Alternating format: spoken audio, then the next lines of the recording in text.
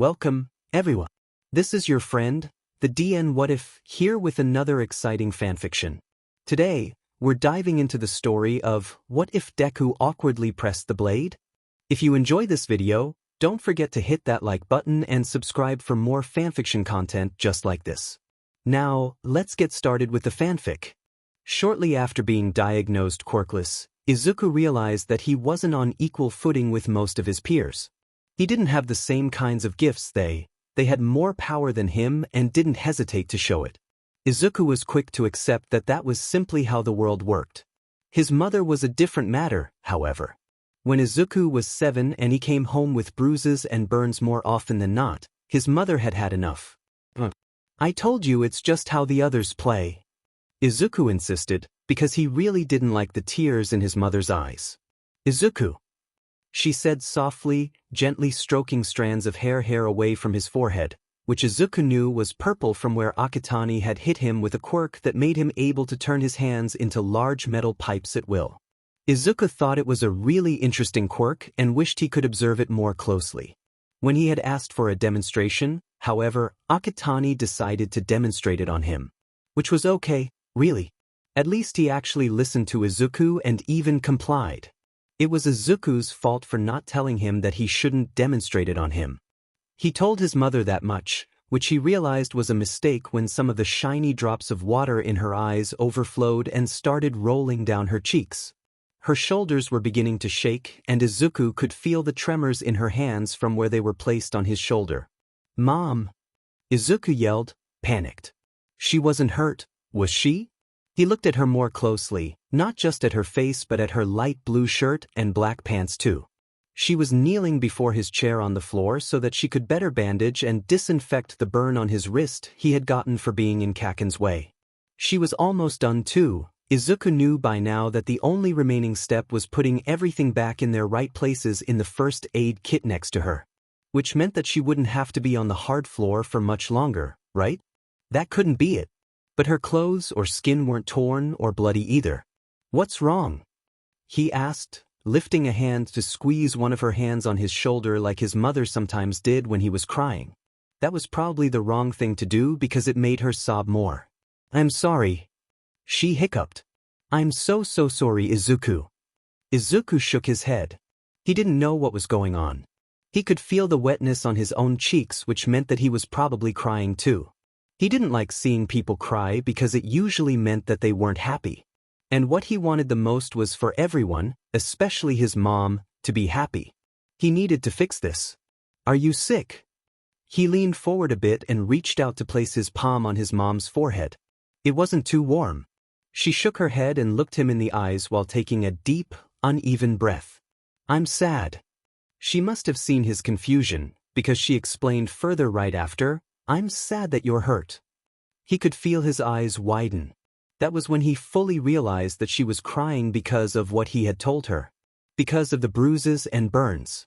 He knew that she was usually out of sorts when she saw them, but he hadn't thought that all those loud, painful, uncontrollable sobs could have been caused by something like that. They seemed to have erupted right out of her, like the lava from the volcano he had seen that one time on Kids' Tips. He didn't understand. His mom smiled and gently pressed the ice pack back against his forehead. It was a bit cold, but it helped ease the throbbing he could still feel there. His mom's hand was still shaking, her entire body was, but her breaths seemed just a bit less as if she had been forced to be without air for a long time, like he knew he had sounded that one time Kaken and his friends had wanted to test how long a quirkless person could last underwater. She still looked unhappy. "I'm not hurt anymore," he said, smiling slightly. He lifted his right arm, where the burn was, demonstratively. "See? I can move it and all." He moved his hands and fingers quickly in all the directions he could manage. It was the truth. His wrist pulsed with warmth, but he could smile through it like all might. "And my head is the same." He didn't start shaking it because that would surely disturb the ice she held there, but he smiled even wider. He beamed when his mother's smile seemed just a bit less strained at that. He wondered why her eyes still seemed so sad to him, though. "Oh, Izuku." She put the ice pack back on the floor and gently pulled him closer to herself to wrap her arms around him. He stood up so that he could put his own arms around her back too, letting his head sink onto her fluffy shoulder. "I love you so much, my baby," she whispered, tightening her arms around him. "I love you too," he said. Then he whispered something else that seemed very important to say. "Please don't be sad anymore, Mom. I swear I'm not hurt." She let out a muffled noise into his shoulder which Izuku wasn't sure was a sob or a laugh and hugged him tighter. He hoped this meant that she believed him and wouldn't be sad because of him. The next day, she didn't go away after dropping him off at school like she usually did. Instead, she told him that she had made an appointment to talk to his homeroom teacher about something. Before he had the chance to ask what they would be discussing, she was gone. He could understand that she didn't want to be late to the appointment, so he let her go without a fuss. He would ask her when he got home. He found out a bit earlier, though, when his teacher pulled him aside after their lesson during their 10-minute break. He didn't mind much, because he didn't like breaks anyway, but that didn't mean he wasn't shaking with nervousness. "Izuku," she said with one of those smiles that made him feel uncomfortable. "I talked to your mother this morning." She spoke in her usual sweet voice like she always did when reprimanding him for bothering his classmates. "She told me you were being hurt by your classmates. Is that true?" He shook his head quickly. "I told her we were playing. She would understand since she always let them play like that." "I see." She nodded with a smile as if she had been expecting that. "I would punish them dash." "No," Izuku said before he could stop himself. He ducked his head in shame when he realized that he had just rudely interrupted his teacher. "I'm sorry."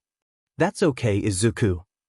He stiffened and looked up at her when her hand touched his shoulder. But her grip wasn't tight and she didn't seem angry. She had a content look on her face.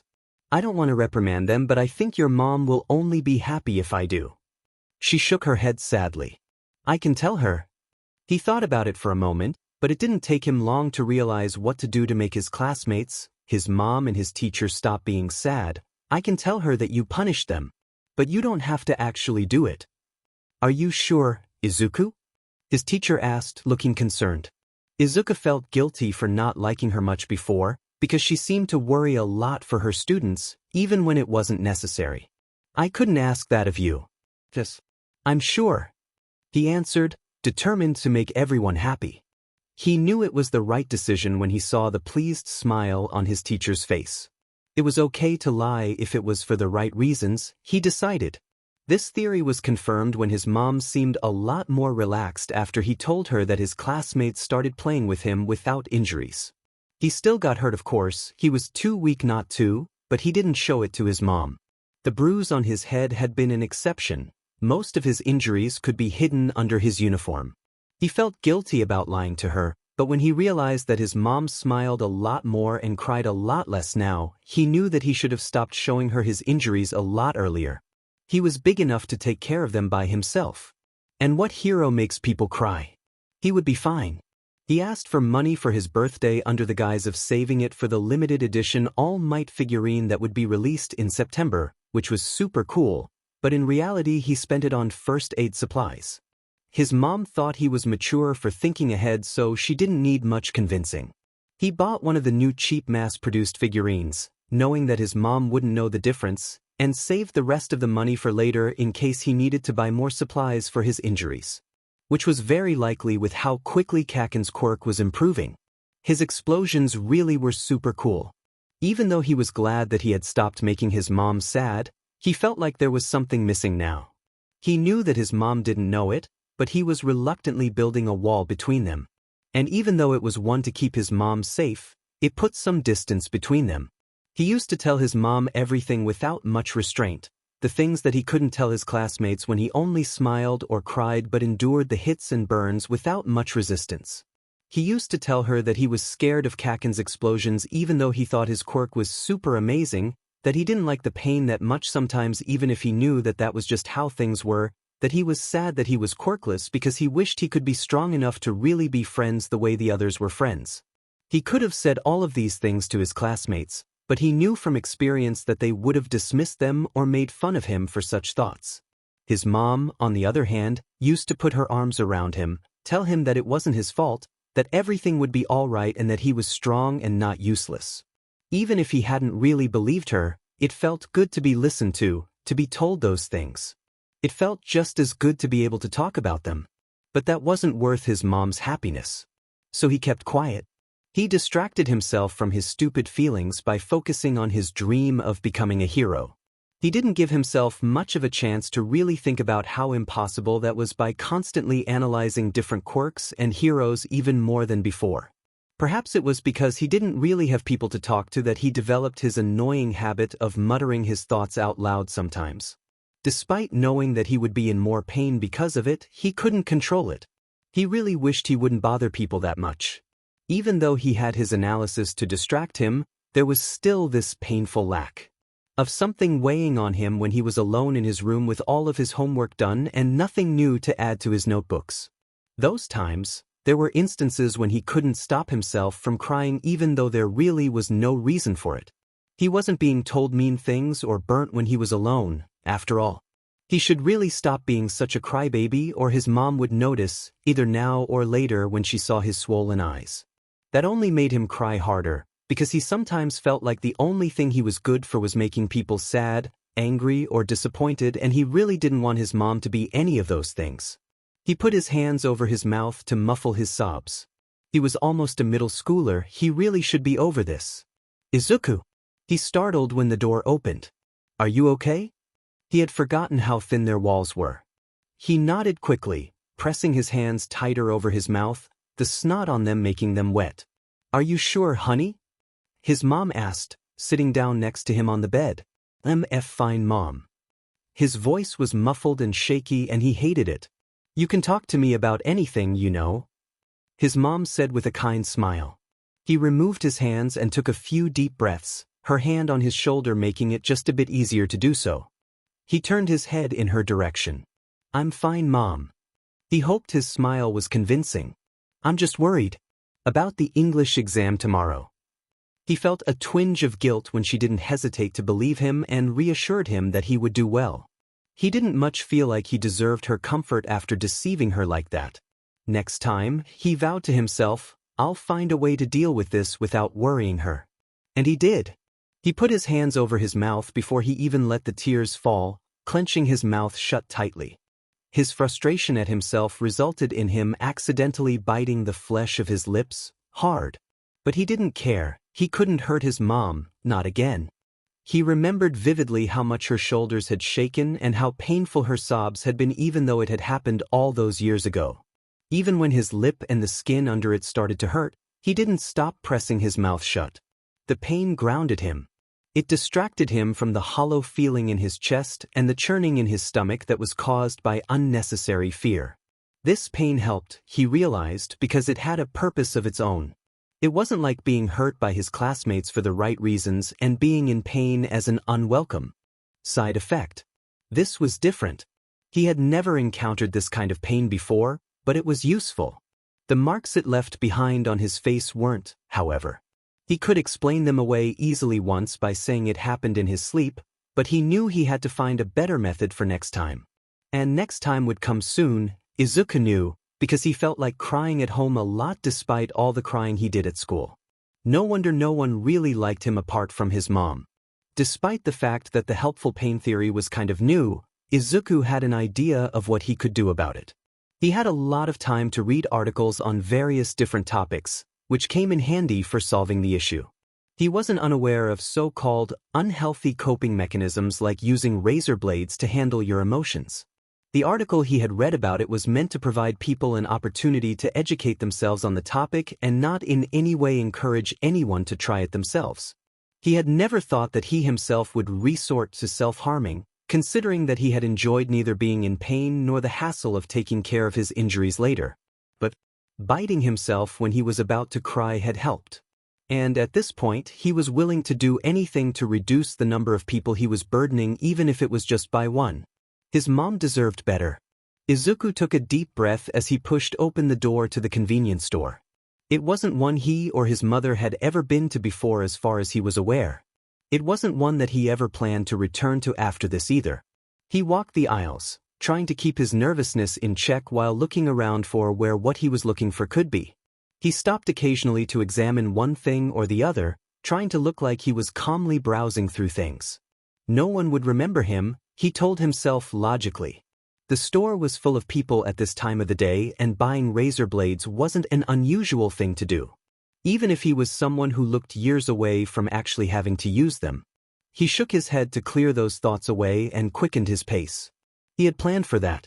He should stop wasting time trying to look normal and get back on track. The basket in his right hand contained some supplies only women had any use for, which meant that buying this wouldn't be suspicious amongst those. He was just a boy helping out his parents. While in reality he was just a boy helping himself. He was selfish. Perhaps it was because of his nervousness, or maybe the shaving utensils were just meant to be difficult to find, but it took a while to get to the right aisle. He busied himself with pretending to read some product information on the back of some anti-aging face mask on one of the shelves nearby while waiting for the middle-aged woman to leave the shaving area. It luckily didn't take too long. He was careful to walk calmly, not wanting to show the multitude of swirl of emotions inside of him. Feeling anxious was to be expected, but feeling almost giddy with excitement really wasn't. He would examine the implications of that later on. He was on a mission. And despite his fears, he liked having a mission. Note to self, razor blades are rare and hard to find. He was sure to remember that for the future. He only managed to find one small pack of them, and he wasn't even sure if it was the kind he was looking for. What was he even looking for? He hadn't prepared enough for this. After checking several times, Izuku concluded that these really were the only razor blades offered by the store. He dropped them into his basket. He couldn't stop his hands from shaking as he hurriedly put the products in his backpack after clumsily handing the money to a clerk who had barely paid him a glance, luckily. He quickly walked out of the store, already thinking about how he should proceed from now on. Despite having bought the blades, he didn't actually plan on using them unless absolutely necessary. It was just nice to know that he had something available when things got bad enough that he would hurt his mom without using them. If he didn't want to get hurt, he'd just have to get better at not being a useless crybaby. He just hoped that if worse came to worst, they would work. It didn't take very long for that to happen. He should have known, considering that he was aware of many of his faults and limits even if he didn't usually give off that impression. And being unable to stop himself from crying when or before his mom was home was definitely one of them. "Do we have warm water already, Mom?" He yelled from his room into the kitchen, where his mom was busy preparing dinner. He took out a shirt and a fresh pair of comfortable sweatpants from his closet. He must have sounded casual and calm enough because his mom answered his question without further inquiries. That was good.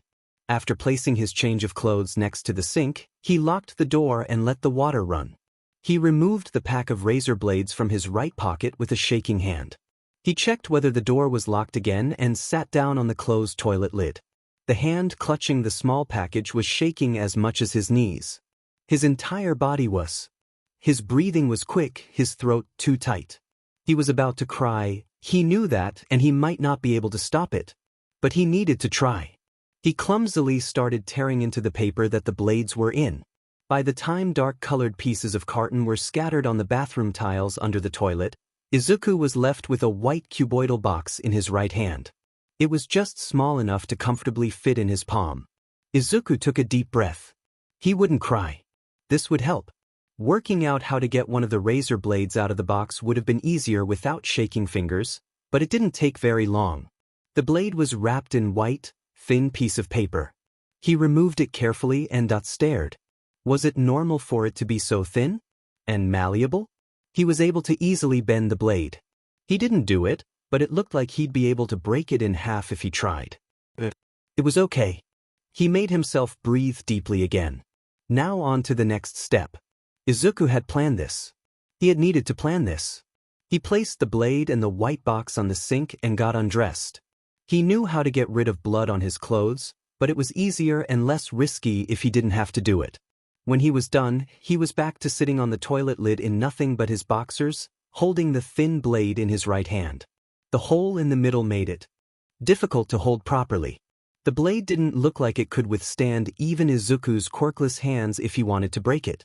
How could something so breakable break his skin? He blinked rapidly, trying not to let any tears fall. Was he really doing this? He let the blade hover a few inches over his left thigh. He was useless already, and this would make him even weaker. He knew that. But then again, there wasn't really much room for him to move even lower on the scale of those weaknesses. And hurting his mom was a lot worse than having proof of his own failures. He awkwardly pressed the blade against his skin. He knew what the next step was. His hand was shaking, heart beating with anxiety. He looked away and stared at the shelf on the opposite wall. Unbidden, the memory of Kakin telling him he was useless for not even trying to fight back resurfaced. It had been a while since he tried to defend himself against the people at school. He knew it wasn't playing by now. His classmates had reminded him of that many times, but for some reason this was the first time Kakin had decided to comment on that particular aspect of his behavior. He moved the blade, careful to keep it pressed down, knowing it would only work then. He did it slowly. It stung a bit but didn't hurt much. When he looked back at his leg, he could see a thin red line there with 3 small droplets of blood on top of it.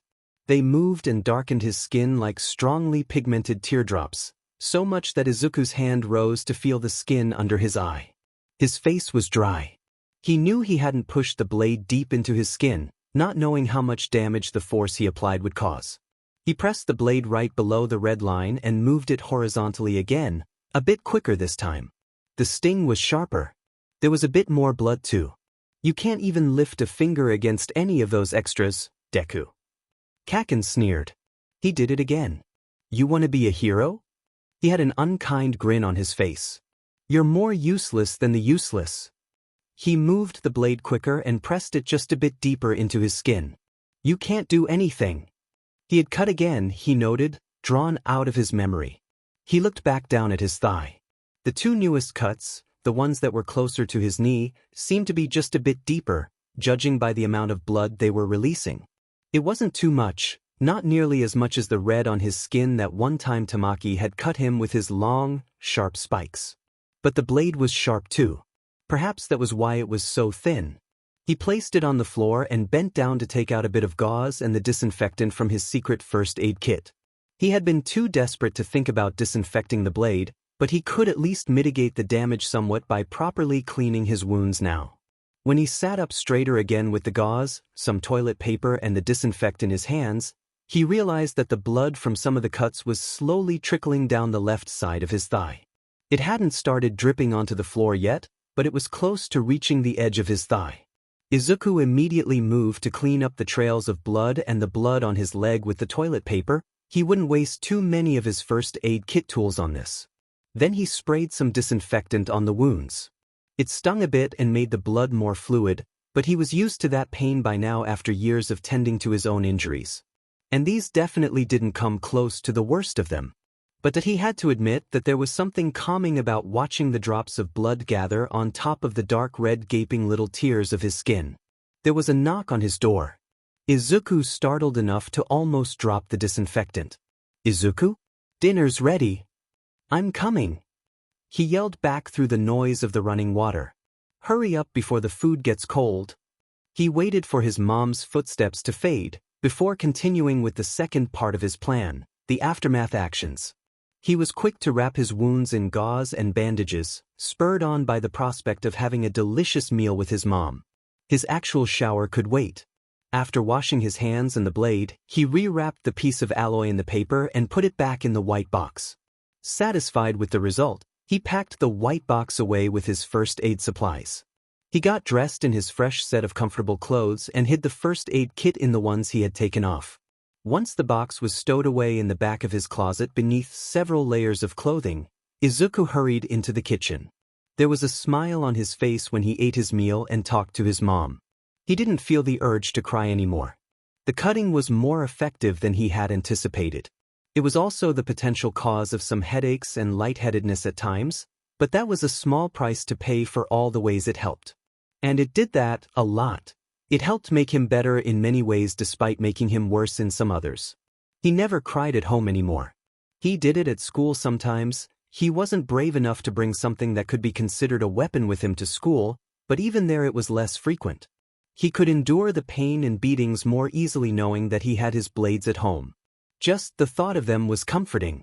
He knew it didn't make a lot of sense, logically. Why should the promise of being in pain help him deal with being in pain?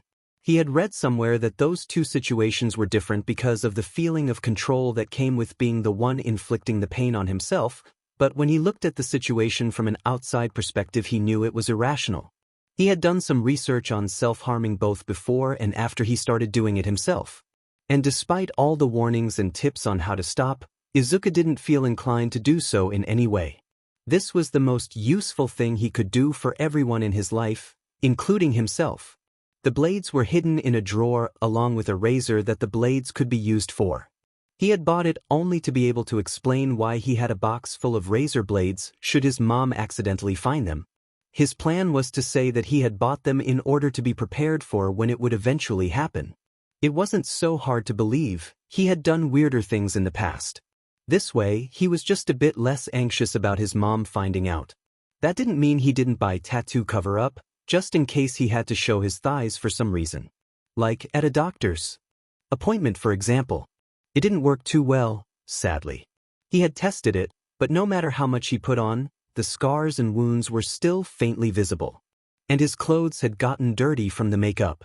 It was better for hiding the bruises he got at school, probably because while the discolored patches of skin were usually swollen, they were less uneven than cuts. Luckily, there wasn't much of a need to cover up his cuts with makeup. Even his swim trunks were long enough to hide them since he was never cutting anywhere other than on his thighs. By the end of his first semester of middle school, Izuku had developed a routine of sorts.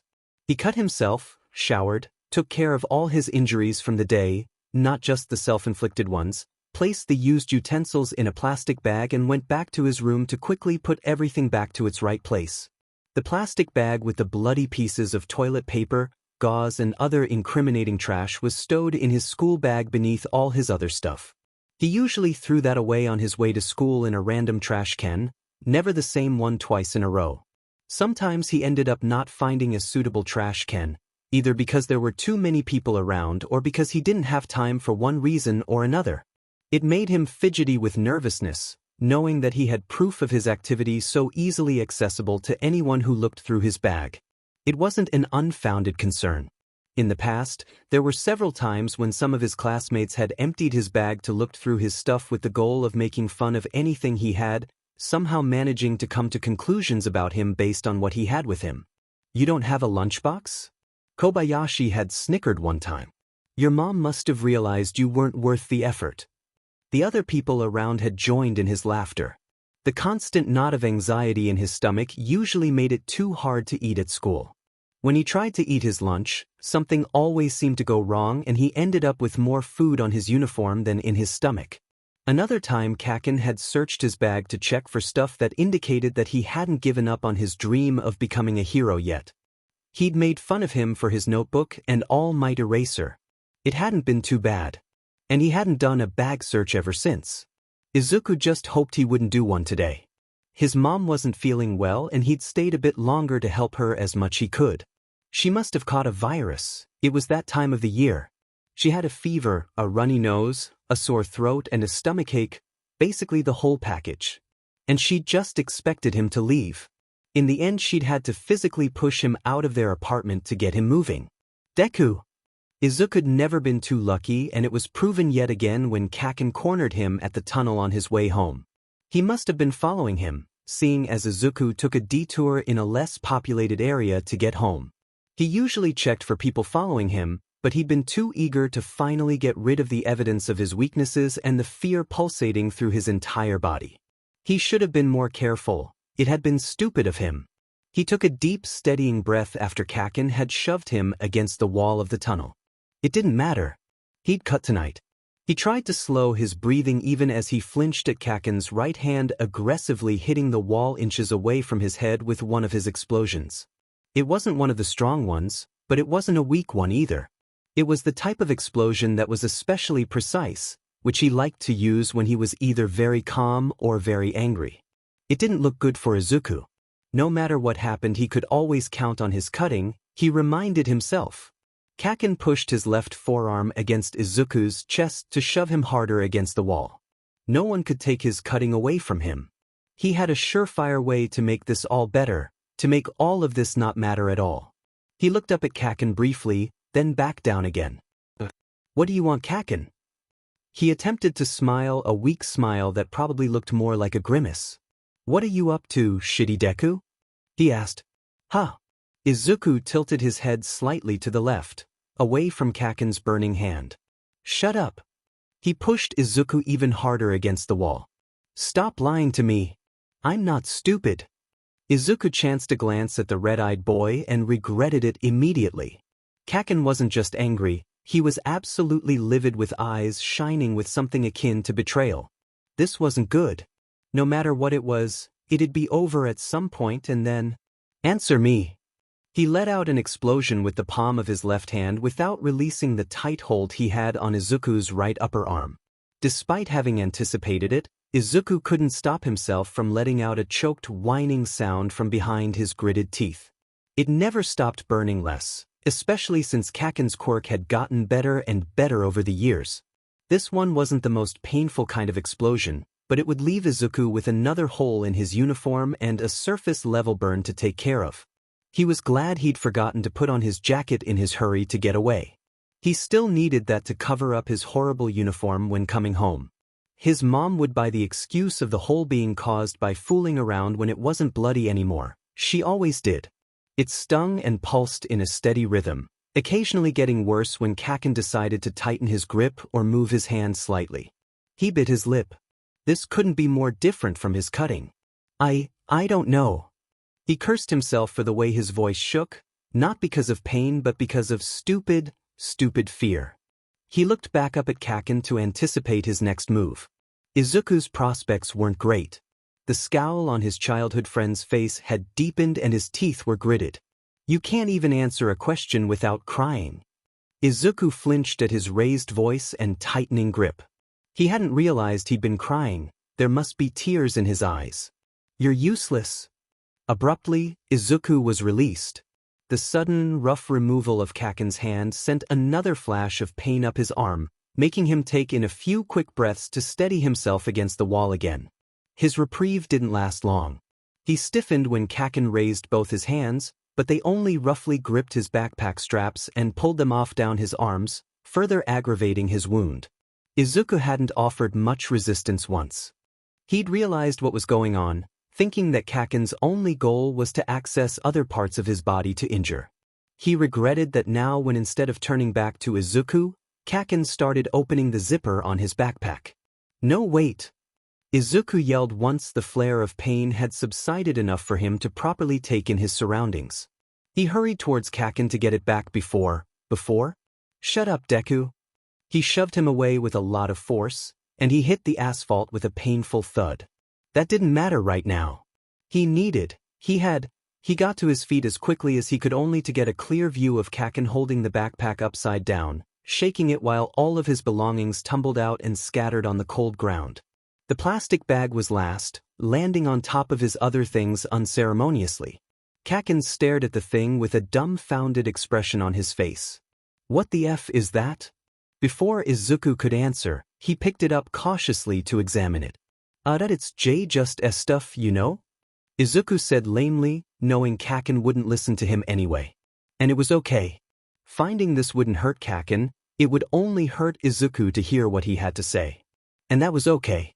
The contents of the bag dropped to the ground in a collective heap. Izuku felt exposed gazing at the gauze and toilet paper pieces that either had thick, brown lines on them or were soaked entirely in brown. Some were somewhere in the middle, shaped as if a bomb had gone off over lines, with only the edges of the strips of white visible. This was a collection of exclusively cutting-related trash since he hadn't gotten any too severe injuries at school yesterday. Kaken picked up one of the clearly lined toilet paper pieces and examined it. He held it far away from himself with only two of his fingertips touching an unbloodied part of it. Izuku gulped. Why are you carrying this around? Kaken growled. As some kind of evidence? He laughed harshly. The school won't care even if you show them a bit of blood. He tossed the paper back on the floor, obviously disgusted. Izuku didn't deny it, because that still sounded better than the truth. Even if this might get him more injuries, it would keep his secret safe and the insults wouldn't hurt that much. Kaken's uncaring attitude would hurt less if he didn't know. Kaken threw the rest of his stuff around, probably looking for a hero notebook. Luckily, he'd been too worried about his mom to remember to pack it. The breaks had been a lot more boring that way, but he was glad he didn't have it now. When Kaken was done, he turned back to glare at Izuku. "You're pathetic. You never defend yourself and then you pull some shit like this." He kicked at the bloody bandages on the floor. They scattered further. "No one will care. Next to me you're nothing." Then, miraculously, Kaken turned on his heel and walked away without attacking him further, neither verbally nor physically. Izuku released a sigh of relief and sunk to his knees on the floor. He wiped at his face, knowing that it was wet from tears. He took a deep breath to keep himself from outright sobbing. He needed to get home to support his mom. He didn't let himself think about what had just happened even when his injuries strained while collecting everything. His hands were shaking, but nothing particularly bad had happened. His school stuff was dirty from the uncleaned asphalt in the tunnel, but at least it was still functional. His arm ached at every movement and gush of air, but it was manageable especially after the initial moment of putting his jacket on. The bruises he'd gotten weren't painful either. They throbbed continuously but only slightly. It was all fine. But that night Izuku still cut a little deeper than usual. He didn't lose more than just a bit of blood, but there was more blood than usual. After a moment of calm, the blood hurried to cover up the patches of white appearing between his parted layers of skin, probably the dermis, until it overflowed down his leg a lot quicker. It was fascinating and even more satisfying than usual. This was fine. What Kaken thought didn't matter. What the school thought didn't matter. Everything was fine as long as he could do this. The deeper cuts took a lot longer to heal. They sometimes even bled through his bandages the day after he had cut them. His uniform was black, which was helpful with all the times he got hurt, so it wasn't too problematic. No one at school would question a bloody spot on his leg and his mom wouldn't come in contact with his thighs. The problem with the deeper cuts was the risk they posed to keeping this secret. One time, he abruptly felt the beginning signs of losing consciousness in the middle of cutting. A sudden wave of nausea was soon accompanied by a disorienting headache, dizziness, and loss of vision. He felt farther and farther away from his body until for a while he wasn't in the bathroom at all anymore. Luckily, it didn't take too long for him to snap back into a reality that was still just as painful as it had been before.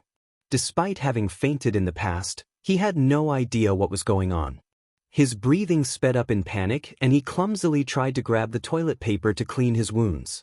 It took a few tries to aim properly, but he knew he succeeded when he felt the paper in his hand. He couldn't faint now. It'd break his mom's heart to find him like this. He was able to stand up and pull up his pants, but he could feel his vision getting more and more distorted with black dots while his brain felt as if it was shrinking, taking with it his connection to the physical world. He managed to clutch his first aid kit along with the bloody bandages and toilet paper from yesterday and today to his chest while he left the bathroom. The blade was clenched in his fist. He and everything incriminating needed to get to his room. His mom was sleeping off an exhausting day at work. She wouldn't see him. It was hard to find his room and everything became black for a few moments, causing him to collide with his window, which meant he was in the right room, but he was eventually able to drop himself and everything in his hands on the bed and hide them all under the covers. The world didn't stop spinning, but at least he couldn't fall now. It was then, when the urge to hide and get away subsided, that he was able to take in more of what was happening around him. There was a constant knocking sound somewhere, probably outside of his window. Were there construction workers working at this time of night, or was it part of the symptoms he was experiencing? Probably the second option, seeing as the sound petered off after a while. The nausea, the shivers, the dizziness, and even the headache improved quickly, or maybe he just lost track of time.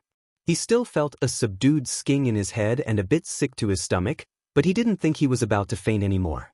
He was afraid he would if he got up, though, so he laid there for a while. Now that his thoughts were clearer, he realized how risky his behavior had been. His mom could have been awake. He could have woken her up with the amount of noise his uncontrolled movements had made. He could have walked into the wrong room or bloodied the walls with his unwashed hands. He felt a jolt of panic at that realization. He needed to get up, hide all of his stuff and check the places he walked past before his mom saw. The symptoms weren't gone completely and he was afraid they'd worsen if he stood up, but he needed to do it. It turned out to be the best decision he made all night. He had left a bloody piece of toilet paper and drops of blood on the bathroom floor. Despite feeling dizzy and weak, he hurried to clean it up. His arms and legs were shaky and hard to move, but he was able to do it in the end. Late at night, after everything was cleaned up, including his cuts, and put in its right place, Izuku laid awake in bed. He felt exhausted but unable to sleep. His body was weak and buzzing at the same time. Even his eyes seemed to be shaking. Izuku cursed himself for his stupidity. He had one secret to keep, but he couldn't even do that properly. He vowed to never let something like this happen again. It happened again. After the first incident, Izuku took a break from cutting. It was a short one because he was too weak for anything else, but even a short one made him so much harder to handle.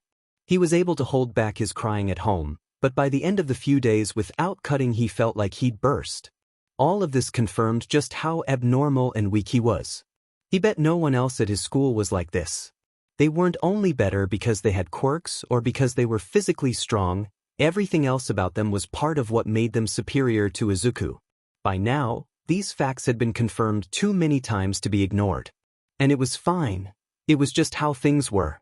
Izuku still cut deep enough to see white sometimes. But he tried to limit his overall number of cuts when he did that. He had researched the potential causes for his fainting episode and had come to the conclusion that it could have potentially been caused by losing too much blood. So if he cut only once, but deep instead of too many times, it wouldn't happen, right? Wrong. This was how he accidentally cut his deepest cut yet. He was pretty sure it needed stitches according to the data he found on the internet, but there was no way he would see a doctor about self-inflicted injuries. It was wide and bleeding a lot quicker than any of his other cuts had in the past. The skin had split so easily, Izuku mused as he pressed a torn shirt against his cut. It must have been because of the scars that had been there beneath it. The scars of his past cuts made his skin more fragile, more breakable, kind of like he himself was. Most of his healed cuts didn't look bad. Some of them looked like scribbles a toddler could have drawn or like thin white scratches, others were a bit thicker, but were still just uneven white lines. A few of them were wider around the middle, closing up around the edges and were blue, violet, pink or red depending on the weather. They itched sometimes and were swollen to different degrees. Those were the places he had cut deep enough to get a glimpse at the dermis like he had done just now. The cut was still bleeding when Izuku wrapped gauze around it, and it continued to do so even while he cleaned up, got dressed, and went to his room. This time, the gradually worsening symptoms were manageable. He felt nauseous and physically weak, but he was in bed already, and everything was cleaned up and packed away. He wrapped several tight layers of gauze around his wound and wore black sweatpants to bed. The nausea was less severe than last time, but it lasted longer. As did the bleeding. But eventually both got better and the incident became just another time he cut himself deeper than usual. It was fine. He hadn't actually fainted yet. And cutting deeper felt better, not just because it hurt more, but also because he felt more useful. He should at least be doing the cutting right. If he was too weak to cut himself deep enough to leave proper scars instead of cat scratches, what was he good for? He felt a sick sense of accomplishment whenever he looked at the scars of what he had done. It was the only time he truly felt like that, and he wouldn't ever give it up, despite knowing how abnormal he was. He would never let anyone find out. Cutting was like painting a picture. Not romantically or glamorously, but in an incriminating, characterizing way. The painting on Izuku's thighs showed his useless and pathetic nature. He wouldn't ever be able to get rid of the paint once it's dry, but he'd keep on adding layers because it was his only piece of art. After he got All Might's quirk, the frequency of his cutting decreased. He still did it several times a week, but he was too exhausted from his training and distracted enough to not think about it too often. After starting at UA, his paranoia about anyone finding out about his habit increased. For one, he ended up in Recovery Girl's office often enough, luckily never with any injuries on his thighs. For another, there were people who seemed genuinely concerned whenever he got injured. And he didn't want to hurt people just because he was unable to control himself, so he wore long boxers every day. He didn't want to be suspicious by changing in a changing cubicle like he had done back in middle school. This was a fresh start and he wouldn't disappoint or harm his newly acquired friends. And All Might? Well, he had already told him several times to stop it with the waterworks. What would he think if he knew that he cried so much despite trying to control himself? What would he think if he found out how useless his vessel truly was? All Might was kind. He wouldn't say anything to Izuku's face. But Izuku knew he wasn't actually good enough to be his successor. His thighs were proof of that. He was selfish. So selfish.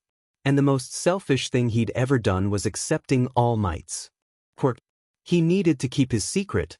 It would be a lot easier since he didn't have to hide injuries he got from his bullies anymore. It would be fine. And it was. Until Kaken blasted a wall and left him with an injury somewhere he never wanted to have, one that wasn't inflicted by him. Midoriya, I've been looking for you. Midoriya startles, stops in his tracks, and turns to look at him. Todoroki, how is your leg? Midoriya hasn't taken off his gym uniform yet. Shoto spotted him for the first time since Heroic's training when he returned to Heights Alliance a few minutes ago. My? What are? Midoriya sputters. His hands are moving in all kinds of directions like they usually do when people ask him questions that make him nervous. Shoto doesn't understand why he's doing it now. Perhaps he misunderstood. He should clarify. You injured your leg in the exercise today. He explains calmly. When Bakugo blasted that wall, a metal pipe fell on your leg. Midoriya smiles. My leg's fine. He chuckles nervously. His gaze is trained on the floor. By now, his eyes are only occasionally flicking up to look at Shoto. I moved out of the way before I was hit badly. Oh. He must have seen it wrong then. That's good. It's the right thing to say apparently, because Midoriya seems a lot more cheerful when he replies, Thank you for worrying, Todoroki. You're a good friend. It's not long before they part ways after that. But Midoriya's leg isn't fine. He doesn't limp, but the difference in the way he moves his left leg compared to the right one is apparent if you're paying enough attention. Which, apparently, no one else does. Whenever Midoriya has to walk up the stairs, he seems to steel himself beforehand. It's a moment in which he takes a small breath and puts a smile on his face. He doesn't stop walking, doesn't slow down, he keeps up the pace and conversation with his friends. But Shoto pays attention.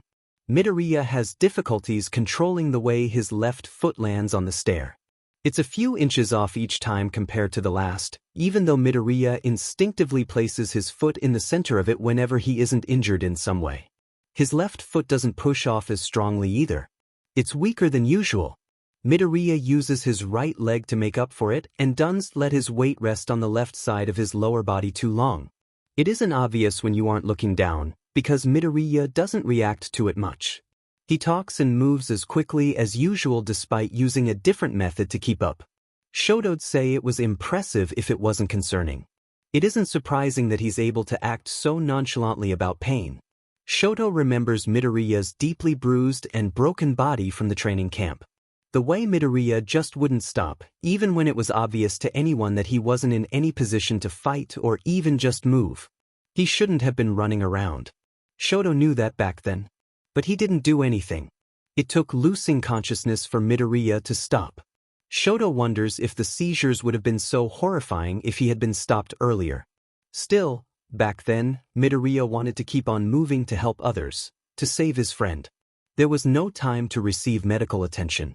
It was reckless, but it was what many heroes would have done. Now on the other hand, although Midoriya's determination is admirable, it can be misused just like every other trait. Currently Midoriya himself is determined to keep himself hurt and Shoto has trouble understanding why. When Ashido bumps into Midoriya's left side while setting the table, Midoriya jumps away from her and almost drops the precariously balanced plates and cups in his hands. This isn't an unusual reaction to someone touching him unexpectedly, but his strained smile as he waves away her apology and the several moments he waits to keep on moving are telling. He wonders why no one else notices. Shoto comes to a decision. Bakugo. Shoto followed the blonde-haired boy to the stairwell when he saw him leave the common room early the next day. Bakugo stops in his tracks up the stairs. What happened to Midoriya's leg? Bakugo turns around to face him fully. Huh? He crosses his arms. Why would I know what's up with Dash? During the training exercise. Shoto explains. You were the one closest to him. Bakugo doesn't move to descend the stairs, he simply leans back against the wall over the railing. Why the F would I know that? You don't know anything about the leg. Shoto concludes, slightly disappointed. Bakugo was his only potential witness. Bakugo snorts. I have better things to do than babysit Deku. Shoto nods. Thank you for your time. He turns around to return to the common room before the movie ends. It's quite good. He doesn't hear Bakugo move. Just as Shoto's about to open the door, the blonde-haired boy says, if you think he's hiding an injury, you're probably right. He's good at that. Before Shoto can reply, Bakugo's gone, his swift footsteps reverberating through the stairwell. Shoto's left standing there alone as he contemplates the implications of Bakugo's words. This was the first time Shoto heard Bakugo say that Midoriya's good at anything. It must be true then, if even Bakugo acknowledges this ability. His preoccupation with Midoriya's leg is justified, Shoto decides. He keeps replaying Bakugo's words in his mind even while finishing the movie. He shoots glances at Midoriya, who's completely immersed in the happenings of the movie right next to him. He saved Shoto's seat for him as usual. Maybe it's the way Bakugo said the words that made them so memorable. There was no trace of derisiveness, mockery, or even much anger in his voice. He sounded calm. Serious even. Still intense, but in a different way than usual. As Bakugo's words echo in his head, Shoto thinks about reasons why the smiling boy next to him would have had to hide injuries in the past, so often that even Bakugo, who usually only sees what's relevant to himself, noticed. It isn't entirely unexpected. Whenever Midoriya changed in the changing rooms, Shoto couldn't help but wonder how someone with scars so much like his own could say Shoto's past was so much different from his. In the end, Shoto comes to the conclusion that leaving this alone is unacceptable. Regardless of how severe Midoriya's current injury is, this behavior could get him killed. It needs to be addressed, and Shoto will be the one to do so if no one else pays attention. What did you want to talk to me about, Todoroki? Midoriya fidgets, looking around the room nervously. It is unusual enough for Shoto to drag anyone into his own private space, and locking the room after doing so certainly falls under the abnormal category. But that still doesn't explain the extent of Midoriya's reaction. Midoriya's very and stiff. His eyes track Shoto's every move as if he's afraid to be attacked any second now. Midoriya's scared of being hurt by Shoto.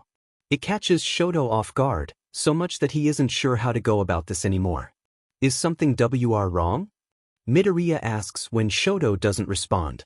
His voice is more nervous and higher pitched than usual. Midoriya's shaking despite the warmth of the dorm room. Do you have a fever? What? At least now he looks confused instead of sick. When Shoto doesn't respond, he adds, No, Todoroki, I'm not sick. He smiles to reassure him. His smile looks shaky too. Shoto nods. That confirms that Midoriya isn't sick, he's scared. He tells Midoriya to sit down on a futon he prepared for this visit. Midoriya follows his instructions even though his movements are too hesitant and stiff for him to actually want to. But he doesn't say no. His back is too stiff to touch the pillows Shoto placed against the wall to make him more comfortable.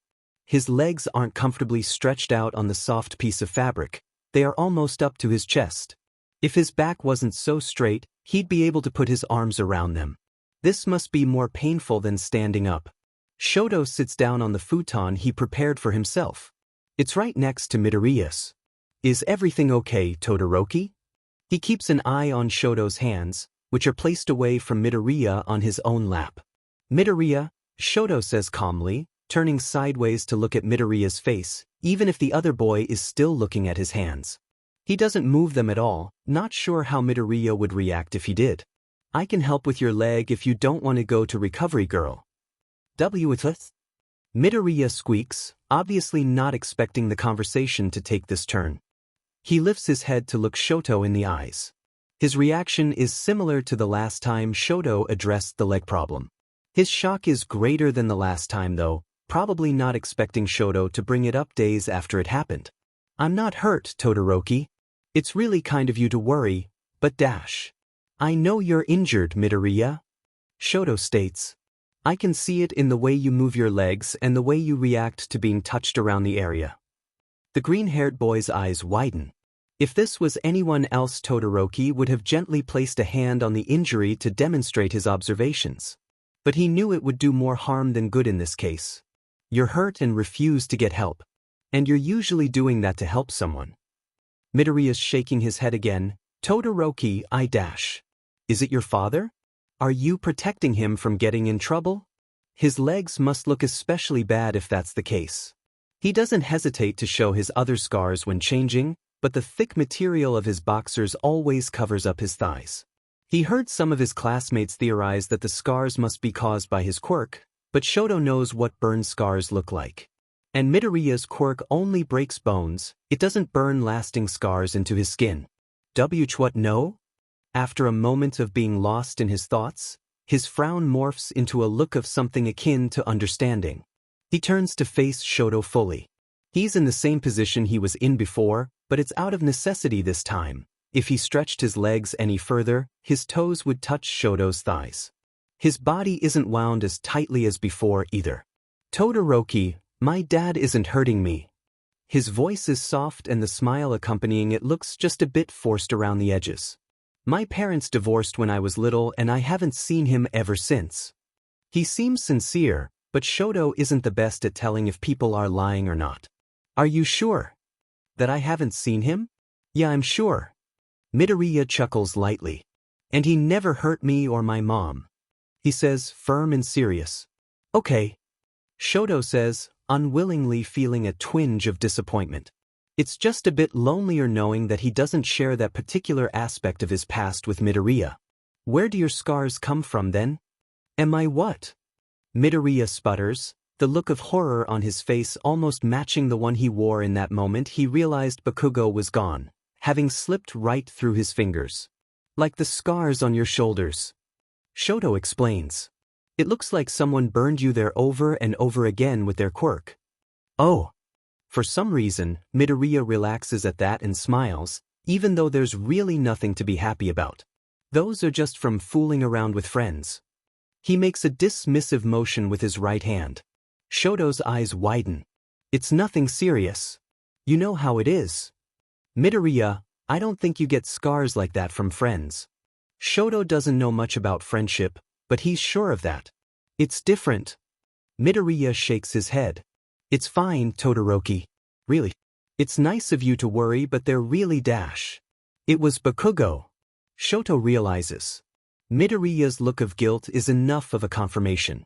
Bakugo burnt you to he's like my dad. No. Midoriya's eyes are so wide that Shoto can clearly see white around his irises. Kaken's not like that, Todoroki. He used his quirk on me a bit, but it wasn't his fault. Shoto can't believe what he's hearing. He knew that Midoriya's past was far from painless, but he thought he didn't talk about it because he was hiding it, not because he didn't know it was wrong. It makes him angry and he's not sure at whom. Not his fault. Shoto questions coldly. He lifts up the edge of his shirt, revealing a faint scar on his side. Midoriya follows his gaze and lets out a small gasp. Is this not my dad's fault either? It happened during training, maybe I should have gotten out of the way in time. His voice is more bitter than it's been in months. Do you think it's my fault? No. Of course it's not your fault, Todoroki. Midoriya's response is quick and firm. Even with his limited experience, Shoto is able to determine that he means it. You were a child and your dad shouldn't have treated you like that. It's his fault, not yours. It's the same with you. Shoto says, slowly placing a hand on Midoriya's shoulder on top of the spot he knows one of his scars is beneath his clothing. Midoriya's muscles are tensed, but he doesn't flinch or move away like he would have done at the beginning of the year. It's really not the same. It's complicated. Midoriya smiles weakly. It's fine. It's not. Shoto can't believe he has to say this. It was a long time ago. Middle school was less than a year ago. Shoto could argue about this for a long time, knowing it's important, But despite the valid points he made so far, Midoriya has remained more rigid in his opinion than he's ever been about anything else. Usually, Midoriya tries to understand where the other person's coming from and he succeeds most of the time. But this time, he's immovable. It's best to get back on track for now. Are you hiding scars you got from Bakugo, he spits his name, on your thigh then? Midoriya seems thrown off by the sudden change of topic. No, of course not. Then why won't you let Recovery Girl heal you? Shoto asks, exasperated. Midoriya's past turned out to be different and more horrifying than expected because of the conclusions Midoriya's drawn from it. Despite knowing more about that now, he has even less of an idea why it is so hard for Midoriya to get his injury checked out when he doesn't think any of his scars are wrong. It doesn't matter, Todoroki. He sounds just as exhausted as Todoroki feels. It's nothing serious. Shoto counts it as progress that he finally acknowledges he's injured at all. Show it to me then. What? If nothing's wrong, then you have no reason to hide your injury. He draws his legs closer to his chest as if he's scared Shoto will rip his clothes off if he doesn't. Did people do that to him in the past? He closes his eyes, hoping to stave off his unpleasant thoughts for now. He will have time to think about that later. There's a lot to consider. Midoriya's. For now. Are you okay, Todoroki? He hears Midoriya ask. When he opens his eyes, Midoriya's a bit closer to him, looking at his face with worry. You look tired. And it's pretty late already. Midoriya smiles again. He smiles too much. Look, my leg hurts a bit, but it's only bruised. You really shouldn't tire yourself out over this. Then why won't you show it? Shoto asks for what feels like the 1000th time. I'll only stop worrying when I see it. Show you. Midoriya's voice is shaking. Why not? His resistance is frustrating. I'll leave it alone if you tell me why. Sorry, but dash. You don't need to apologize. He can't help sounding angry. I'll tell Aizawa-sensei if you don't show me. Midoriya's shaking his head frantically.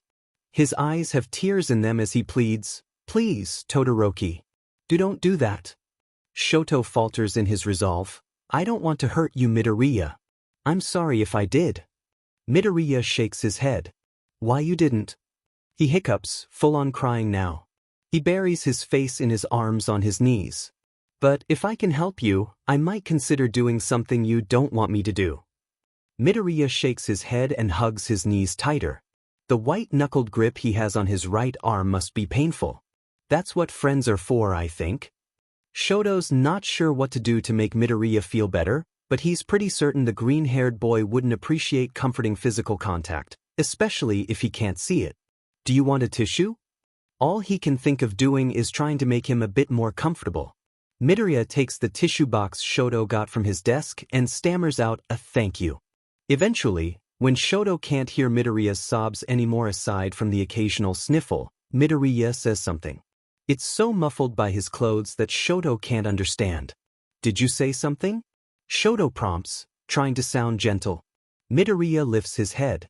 His eyes are red-rimmed and his face is wet from tears. Midoriya isn't looking at him, but rather at the wall behind Shoto. If I don't show you, you'll tell Aizawa-sensei? Midoriya sounds and looks devastated. It's the way he looked when the class went to visit him at the hospital after Bakugo, his abuser, his mind supplies, had been kidnapped. Yes. He has to. He nods as if he was expecting Shoto to destroy his last hope. If I show you, you won't tell anyone? After a moment of thinking, Shoto says, no. His injury probably isn't something they can't take care of. Recovery Girl would be able to heal it in a second, and that's why he just wants to understand why his friend won't go to her.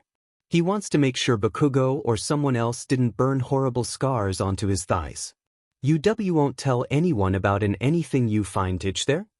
That means there is something else. No. No matter what it is? Shoto hesitates for a moment until coming to the conclusion that since it's not life-threatening, there's no immediate need to tell someone else. He will have time to convince Midoriya that telling someone is for the best. No matter what it is. Okay. Midoriya breathes. It's not what it looks like. he says, while pulling his sweatpants down to right below his knees. Shoto keeps his distance, not wanting to invade his privacy more than he already is. Midoriya doesn't move to reveal his injury, his hands hovering right over his left knee. "I won't tell anyone," Shoto reminds him. Midoriya's hands are shaking as he rolls up the left leg of his boxer. Shoto has to lean a bit closer to get a clear view of it. "But I bandaged it," Midoriya explains unnecessarily.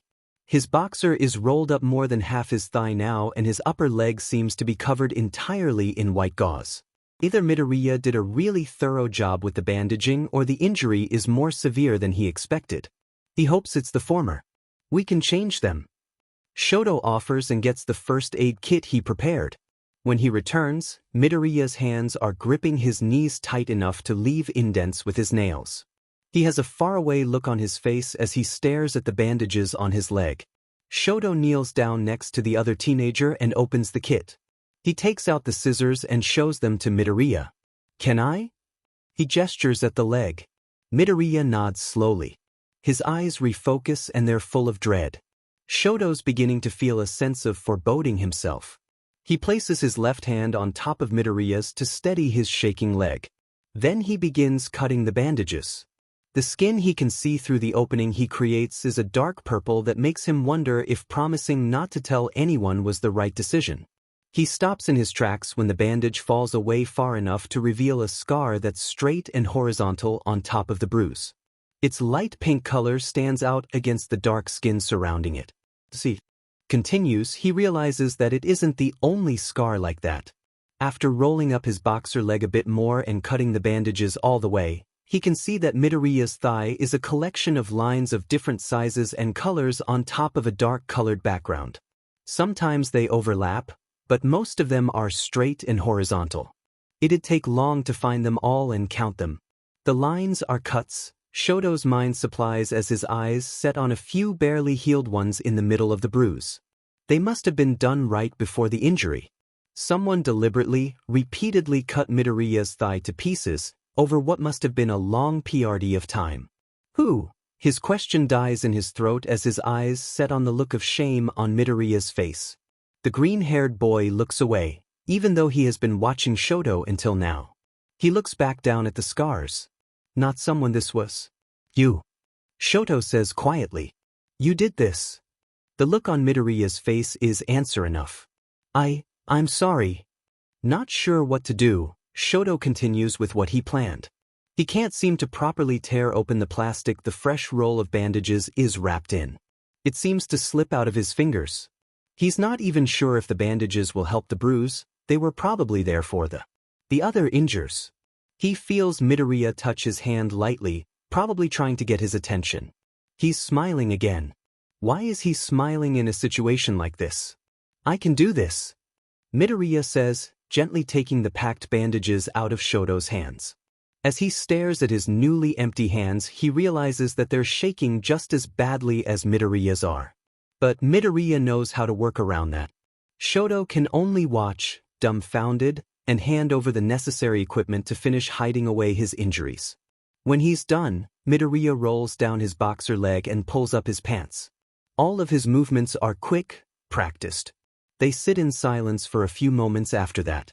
Shoto can feel Midoriya's gaze on him, but he can't stop himself from staring at the black sweatpants that cover boxers, bandages, and a thigh that was purple, red, and white what felt like mere seconds ago. Midoriya's thigh that's full of scars Midoriya made. He will never get that image out of his head. "Is your other leg the same?" Shoto inquires as calmly as possible. Midoriya startles at his voice, but answers nonetheless, "Yes."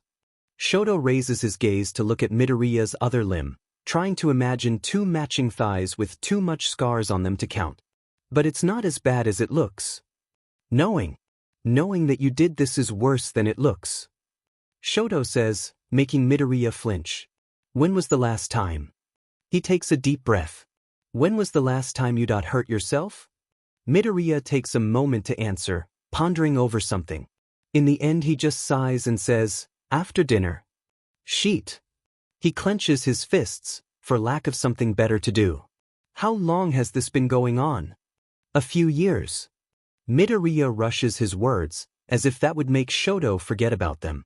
Listen, Todoroki, I'm really sorry you had to see this. I know how this looks, but it's Dash. Midoriya, if you say this is okay, I'll call Aizawa right now. But you promised. That was before I knew how much danger you're in. Danger? Midoriya lets out a startled laugh, as if the entire concept is too ridiculous to consider. I'm not in danger, Todoroki. You're regularly slicing yourself up. Slicing? Deep enough to bleed days after. You could kill yourself by. He trails off, suddenly realizing something. He looks Midoriya in the eyes, needing to see his reaction. You don't want to kill yourself, right? And no, of course not, Todoroki. Midoriya says, sounding surprised enough to be sincere. It's not. That has nothing to do with it. Now that he's looking at Midoriya's face, he can't look away. He looks more uncomfortable and humiliated than Shoto has ever seen him before. And the guilt is practically written on his face. Why are you doing this then? Shoto asks. Midoriya looks at his clenched right fist. It makes me easier to handle. I mean, you saw how I couldn't stop crying. And it helps to stop and make me feel better. Shoto doesn't understand how that works or why that helps. But this is not something he can let go. Midoriya, I don't think I can keep this secret. Please, Todoroki. Midoriya says quietly, more desperate than Shoto has ever heard him before. Shoto shakes his head. I'm sorry. Todoroki, you can't. Please, that I'll be expelled. I'm sure they won't expel you because of this. He isn't sure, but him being expelled is better than Midoriya dying because Shoto doesn't do anything. I'll do anything. Please. Just don't tell anyone. He sounds like that's the worst thing that could ever happen to him. And maybe it is. Shoto unwillingly put himself in a position in which he has a lot of power over Midoriya. He realizes. He could force Midoriya to do anything. This feels wrong. Is breaking a promise to a friend justified for the right reasons? If you promise not to hurt yourself anymore, I won't tell anyone. Thank you. Midoriya looks at Shoto as if he hung the moon. But if you do it again, I'll tell Aizawa-sensei. Midoriya's smile falters. He seems to want to say something but decides against it and simply nods. Do you have any severe injuries? He gestures at Midoriya's right leg. No.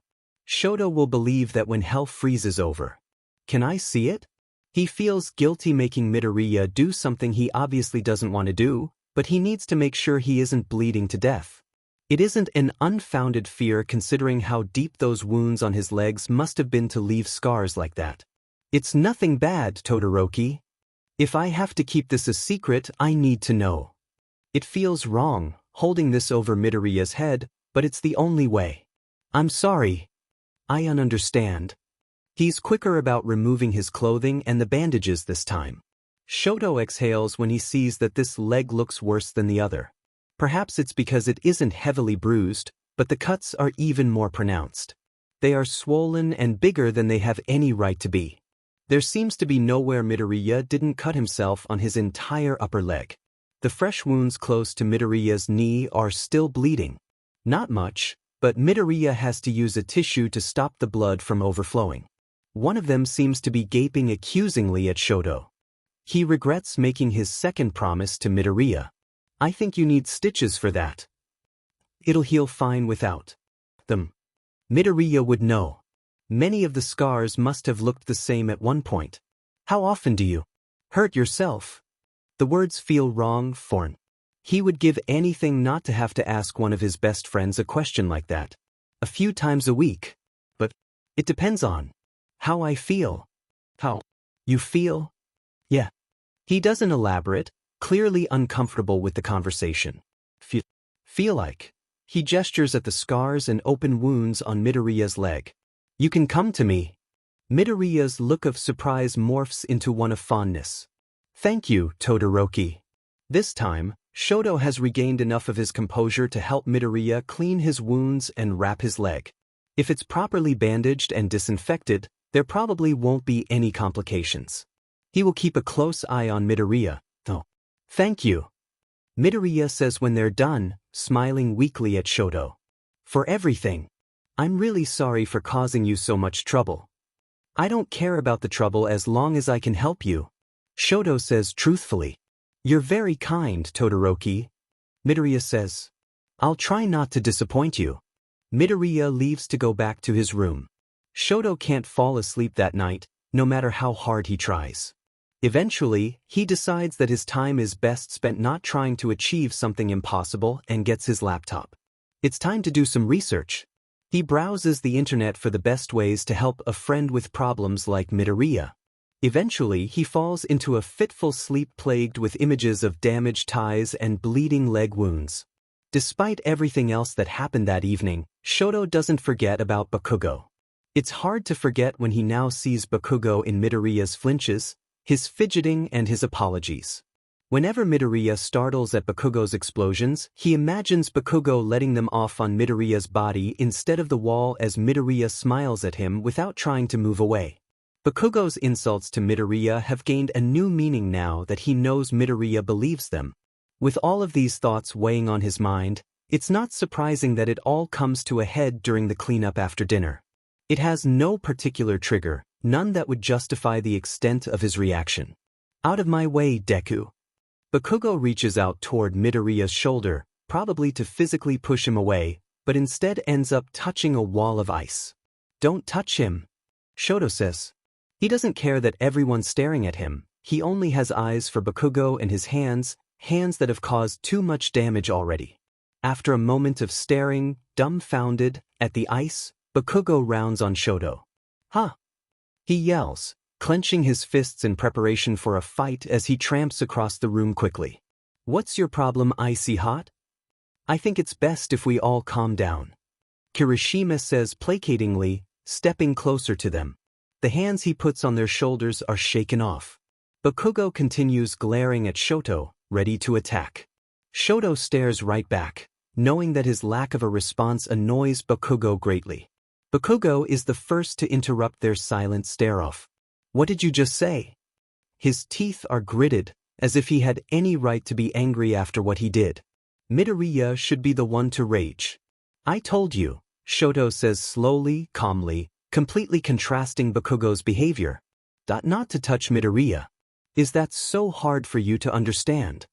He enunciates every word carefully, as if Bakugo truly had trouble comprehending what Shot had to say, even though he's pretty sure Bakugo is only unable to read between the lines. Why would you have the right to tell me what to do? Bakugo yells, even more enraged. Even so, he doesn't feel even a semblance of Shoto's fury. Shoto ignores Bakugo, not caring about his demands. You'll keep your distance from Midoriya. You'll never touch Midoriya again. Todoroki Midoriya says from his right side. His voice sounds pretty close, he must have come over to stand next to them. Bakugo cuts himself off, looking too angry to speak. You can't even tell me what to do. You think you're better than me? Shoto's smile in response doesn't show any humor behind it. He moves into a fighting position. He can feel the heat and cold beneath his skin, quirks ready to activate at a moment's notice. I now know I'm better than you, Bakugo. Bakugo raises his arm, no doubt to fire off an explosion. Shoto's prepared, he activates his quirk to create a shield of ice, but it never comes. He blinks at the lack of anything appearing for either of them. That must mean. He turns his head to look around the room. It doesn't take long to find Aizawa staring at the scene with glowing, red eyes. Almost the entire class is here, even though most of them left earlier to get ready for bed after dinner. Shoto notes that Ida is missing still, which is probably why they haven't received a hand-chopping lecture yet. What is going on here? Aizawa asks. He's wearing more comfortable clothes than usual, which means he's probably even more disgruntled than he'd normally be about a fight like this. When neither Shoto nor Bakugo answer, Kirishima speaks up nervously. Todoroki and Bakugo were having a discussion, but everything's cool now. Aizawa clearly doesn't buy the excuse. A discussion about what? Well, Kirishima glances between Bakugo, Shoto and Midoriya, who is standing right next to Shoto. About the math test tomorrow. Midoriya improvises quickly. He lowers his head slightly as Aizawa's sharp gaze focuses on him. Todoroki said he's better than him at math. And Kaken didn't like it. He shifts at Bakugo's glare. Yeah, that's right. Kirishima grins nervously. Ashido, Aoyama and Kaminari, who were with them on cleaning duty, nod along. Aizawa's gaze travels over the rest of their classmates in the room. Some of them avoid his piercing eyes, but no one denies Midoriya's story. Fine. Aizawa sighs. He turns back to Bakugo and Todoroki. You're both on cleaning duty for the next 4 days. He drawls. If you ever have a discussion again, the punishments won't be this mild. With those words, he walks from the room. We should finish cleaning up. Midoriya says, shooting a nervous look at Shoto. Yes. Shoto agrees. It doesn't take long to finish up, especially now that some other people joined in to help. At least part of their plan must have been to function as human buffers between Shoto and Bakugo, seeing as they are always at least 2 feet apart. Todoroki, Midoriya says once they're done. Can I talk to you for a second? Shoto nods and follows. Midoriya to a deserted corner of the room. Are you okay? Am I? I mean. He lowers his voice. You seemed pretty worked up there. Midoriya's worried about him. I'm fine. Shoto says. Despite still having his concerned frown on his face, Midoriya nods. That's good. He bites his lip, unsure about something. Shoto has to lean closer to hear what he says next. I unloaded a lot on you yesterday. He looks guilty about that, even though Shoto prefers that to not knowing. You offered that I can come talk to you whenever. You know. He looks around the room nervously. So I just want you to know that it's the same for you. He starts waving his hands. Not that you need it for. But if you need to talk about anything or have anything you need help with, I can be there for you too. After a moment of silence, he adds, only if you want to, of course. Thank you, Midoriya. Shoto says, not sure how to react. Midoriya's concern caught him off guard, especially since he expected anger, but he's glad to have a friend like him. You shouldn't be angry at Kaken. Midoriya says softly. You don't know the whole story. Abruptly, his anger returns. That doesn't matter. Not sure how he'll react to more of Midoriya trying to excuse his abuser's behavior, Shoto says, it's late. I'll go to bed. Todoroki dash. Good night, Midoriya. He hurries away without looking back, wanting to get to his room as quickly as possible. Coming face to face with Bakugo, possibly the last person he wants to see right now, or ever again, leaning against the wall next to Shoto's door with his arms crossed is not part of the plan. What do you want? Shoto grits out. Let's settle this. Bakugo says. Once and for all. What do you mean? Perhaps lack of sleep is making him slower than usual. Let's fight. Let's decide who's better. It's just like Bakugo to focus on that. Yesterday, he would have said his determination to always win was one of Bakugo's good qualities. Today, it reminds him of ugly scar tissue. That's not what I meant. What the F, did you mean then, icy hot? Bakugo lets one of his explosions go off. Only to create a loud, threatening sound, not to harm anyone. It still makes Shoto snap. He's close enough to grip Bakugo's shoulder right where the worst burn scars are on Midoriya's body.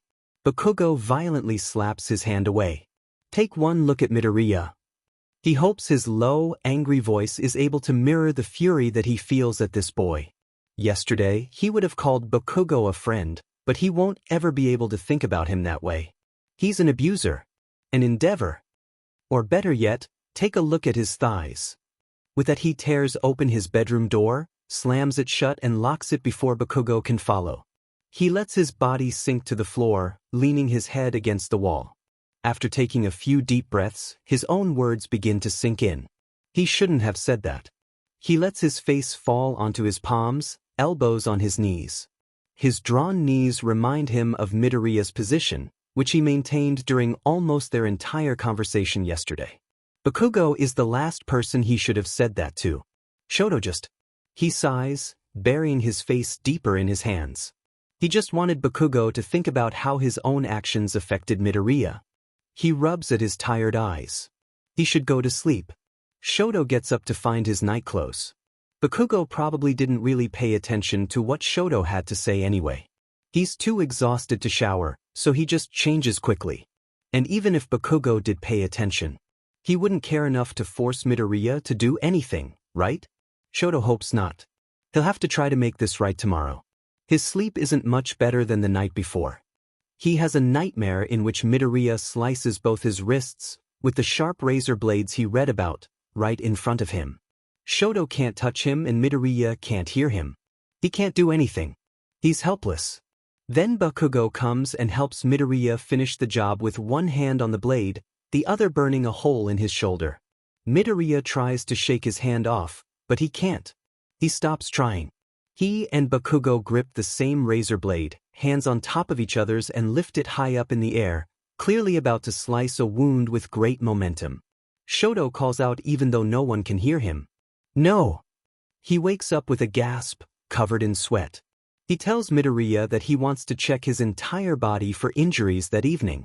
Everywhere? Midoriya asks nervously. They're in Shoto's room again. During his hours of research he read somewhere that putting too much pressure on people who self-harm isn't the way to go about it.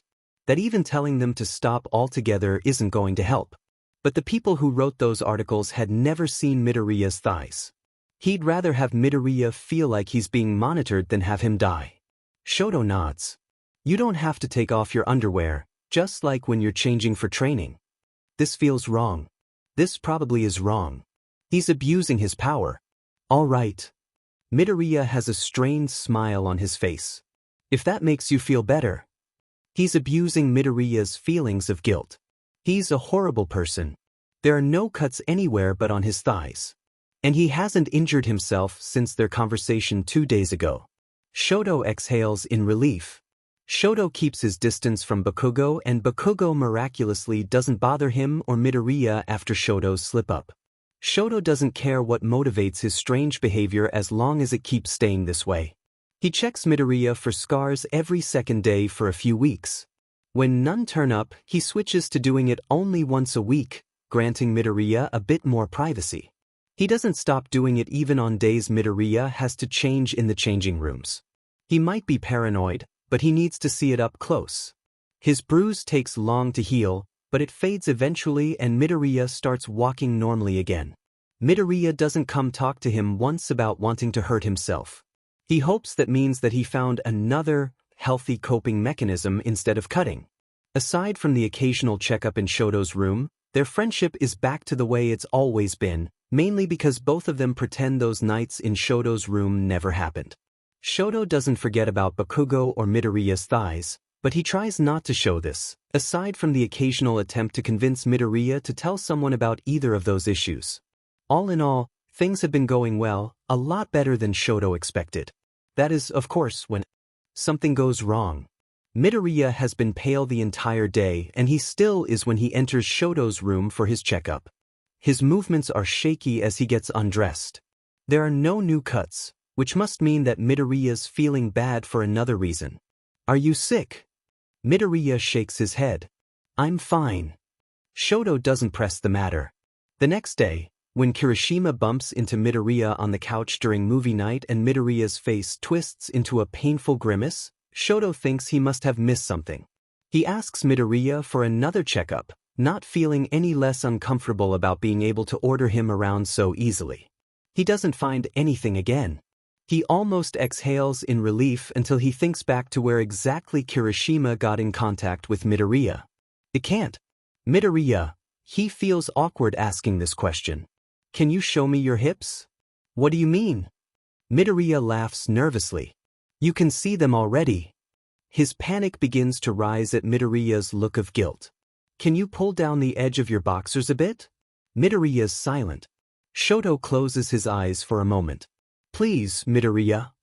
Midoriya complies and pulls his pants down a bit on his right side, far away from the spot Kirishima accidentally hit him on.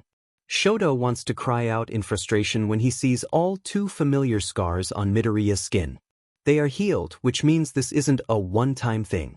Can you show me your other side? Shoto asks, voice pleading. He's desperate for it not to be like he fears. Midoriya's reluctance probably means that it is. He complies at Shoto's tone of voice. Midoriya pulls it down enough to reveal a big band-aid almost soaked through with blood. The blood didn't show through the boxers because they're black. Now that the skin around his hips and his lower stomach is visible, Shoto realizes that things haven't been going as great as he wanted to believe. They have been getting worse, arguably. Midoriya must have been cutting regularly for there to be so many scars. Shoto grips his own knees tightly. How could Shoto have been so stupid? Can you please take it off? His voice is hoarse, shaky. He hasn't sounded like this since he was a child. I'm sorry, Todoroki. Midoriya says, voice thick with tears. He removes the band-aid quickly, letting out a hiss of pain. Sheet. This. Shoto gapes at the wide, long gash that stretches from the Midoriya's side to his lower abdomen. Tearing off the bandage must have reopened it again, if the blood starting to continuously flow down Midoriya's skin is anything to go by. He quickly gets one of his shirts to press against the wound. I can do this, Midoriya says, placing his own fingers on the piece of clothing. They're shaking. He's not sure if it's because of blood loss or emotions. No. Shoto shakes his head. You can't. In the end, he lets Midoriya put most of the pressure on the wound while he takes his phone out of his pocket. His hands are bloody. He unlocks it after a few tries of trying to type his password properly. What are you doing? Midoriya asks, voice full of dread. I need to call Aizawa-sensei. Todoroki. Please. Midoriya sounds smaller and more ashamed than he's ever heard him before, which is no small feat. Midoriya's sitting, almost lying, on his futon, legs outstretched, head and shoulders leaned against the wall.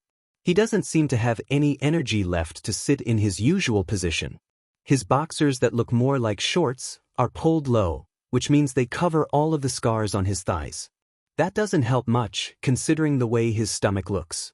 Midoriya's eyes are glazed over and bloodshot. He's not pressing down hard enough. He looks like a scene out of Shoto's worst nightmares. But in reality, Shoto isn't helpless. Even if I didn't think Aizawa-sensei needs to know about your self-mutilation, he gestures at Midoriya's body, encompassing all the areas he used as places to harm himself. I don't think you can survive this injury alone without help. And even if you did somehow, I don't think you can survive this habit without help. Even with this wound, Midoriya would have died rather than ask for help. If Shoto hadn't noticed. I'm fine, Todoroki. Midoriya shakes his head, getting to his feet too quickly. Please just. He reaches for Shoto's phone, but misses completely. Shoto has to grip his arm to steady him. Don't. He blinks several times, looking around the room, eyes unseeing. Midoriya. Shoto calls out as Midoriya's knees start to buckle. He grips his other arm, slowly lowering him to the ground. He checks for a pulse and lays him down in a stretched-out position on his back, hoping that it's best for the wound. He dials Aizawa's number with shaky, bloody fingers. Everything will be okay. He whispers, not sure why he's saying it out loud. Aizawa picks up. He's injured. A soft voice says. Shota presses his phone closer to his ear, setting down the pen he used for grading papers that showed a significant lack of understanding when it came to any legal procedures pertaining to the heroics industry. He'd like to say he was surprised, but Shota knows his class. Just like he knows this voice, and its tone rings alarm bells coming from him. He gets to his feet. You need to come. Todoroki? He asks as he hastily leaves the comfortable, empty room he likes to use for correcting anything he knows is going to give him headaches. There's no response. He can only hear the boy's rapid breaths. Where are you? Todoroki doesn't answer for a while. Shota's outside of the building in no time, feeling the cool winter air on his skin. It fills his lungs quicker as the rapidity of his steps increases. His favorite grading place isn't too far away from Class 1 as dorms. It can't be with how much trouble his students seem to be getting into, but now, hurrying down the well-cared-for path between the buildings, Shota wishes he had been closer. In the common room preferably. Assuming that Todoroki is even in the dorms. Luckily, those concerns are placated when Todoroki's voice finally breaks the silence of the night around him. My room. That narrows down the number of possible candidates for injury. Todoroki is smart enough not to drag injured students to his own room, which means that they had to be there at the time of injury or enter the room with injuries Todoroki didn't know about. Shota doesn't think Todoroki'd use his room as a training ground, not even Bakugo's done that. As for the second option, there's one student whose pattern of behavior goes together with it too well. It's bad, you need to hurry. According to past statistics, it's rational to assume it's Midoriya, one of Todoroki's closest friends, the only person Shota knows of that Todoroki regularly invites to his room. He quickens his steps. I'm almost there. Shota opens the door to his class's dorm building, relieved to see that most of his students seem to have gone to bed already. The cleaning duty system still appears to be working well if the lack of any uncleaned dishes, food scraps, or scattered belongings are any indication. Are you in danger? He asks quietly enough that the few students around can't hear. No, he releases a small sigh of relief. Sensei? Yaoyorozu asks, clearly noticing his unusually frantic movements. The only students around are Yaoyorozu and Jiro, already in their night clothes, preparing cups of tea for themselves. You should go to bed. When the vice class president opens her mouth to speak again, he adds, I'll tell you more tomorrow. You're not in danger. Their nods indicate that this is enough to pacify them for now, so he continues his quick steps. It wouldn't do to attract a crowd of frantic kids trying to help. It wouldn't make dealing with the situation any easier, especially since none of them have a healing quirk. And a healing quirk is what they'll need if Midoriya's injured enough to make Todoroki sound like that. Todoroki? The line has gone eerily silent, as if Todoroki's previously frantic, quick breaths were enough to make up for not breathing at all now. Todoroki? He repeats, hauling himself up another flight of stairs with his capture weapon. It's quiet on the line aside from some movement in the distance. Shota's almost there. He doesn't run into anyone else. It's late enough for most of them to be in their own rooms on weekdays at this hour. It was just past 11 p.m. when he last checked the time in his room. He runs down the hall, grabs the door handle and opens it, or would open it if the door wasn't locked. Todoroki? He asks, loud enough to be heard on the other side of the door, but not loud enough to alert anyone in the other rooms. He hopes the call didn't go silent because his theory's wrong and Todoroki's somehow injured too. He didn't sound injured. There's a click, hopefully indicating that the door is unlocked. Shota opens the door, momentarily stopping in his tracks at the sight. There's a body on the floor in the center of Todoroki's spacious room. The vastness of the room further accentuates the body's small size. As Aizawa approaches, he realizes that it's indeed Midoriya. Todoroki is first to arrive next to the futon the green-haired boy is lying on, kneeling to check his neck for a pulse. As his arm extends, Shota realizes how unsteady it is. Todoroki's face is pale, his hands and clothes bloody. His gaze is distant and glassy. Aizawa crouches down on Midoriya's other side, next to where a cloth of some sort covers Midoriya's side. It's so red that there's no way of determining its original color. He quickly sends out an emergency message to Recovery Girl and puts his phone away. There's no pulse. Todoroki whispers, hoarse and shaken. Shota startles and looks up at him, only to meet pleading heterochrome eyes. You have to help him. Please. Shota extends his hand to check for a heartbeat himself, because if there isn't one then, well, there isn't much they can do if Midoriya's already dead. He can't let this be the first time one of the students under his care dies. He's desperate not to lose his student today, another boy whose very nature motivates others, another boy who doesn't value his own life nearly enough. He shakes those thoughts away as he places his hand between the bone and the tendon over Midoriya's radial artery. It's weak. It takes a while for him to even realize it's there. But there's a heartbeat. Todoroki's staring down at Midoriya's blue lips and pale face when Shota places a hand on his shoulder. The boy stiffens but looks up again. He has won, is all Shota says before quickly moving to position himself so that he has access to the cloth that covers the source of the bleeding. It becomes clear how severe it is when he feels something wet on his knees. He looks down and sees a pool of blood next to Midoriya's side. Carefully, he removes the piece of clothing, a shirt that's unusable now, and sees the gash on Midoriya's side. He uses some of the gauze from the first aid kit to wipe away as much of the blood as he can. He needs to see it to be able to perform a preliminary examination. The wound is not as bad as he expected after feeling Midoriya's slow heartbeat and seeing the amount of blood the boy lost. No vital organs appear to have been injured. His gaze travels along Midoriya's body, checking for further injuries. It doesn't take long to find several more cuts, none too far away from the deep gash. Are there any other injuries that require immediate medical attention? And no, Todoroki answers. None that are that severe. Shota nods and places the shirt in its previous position.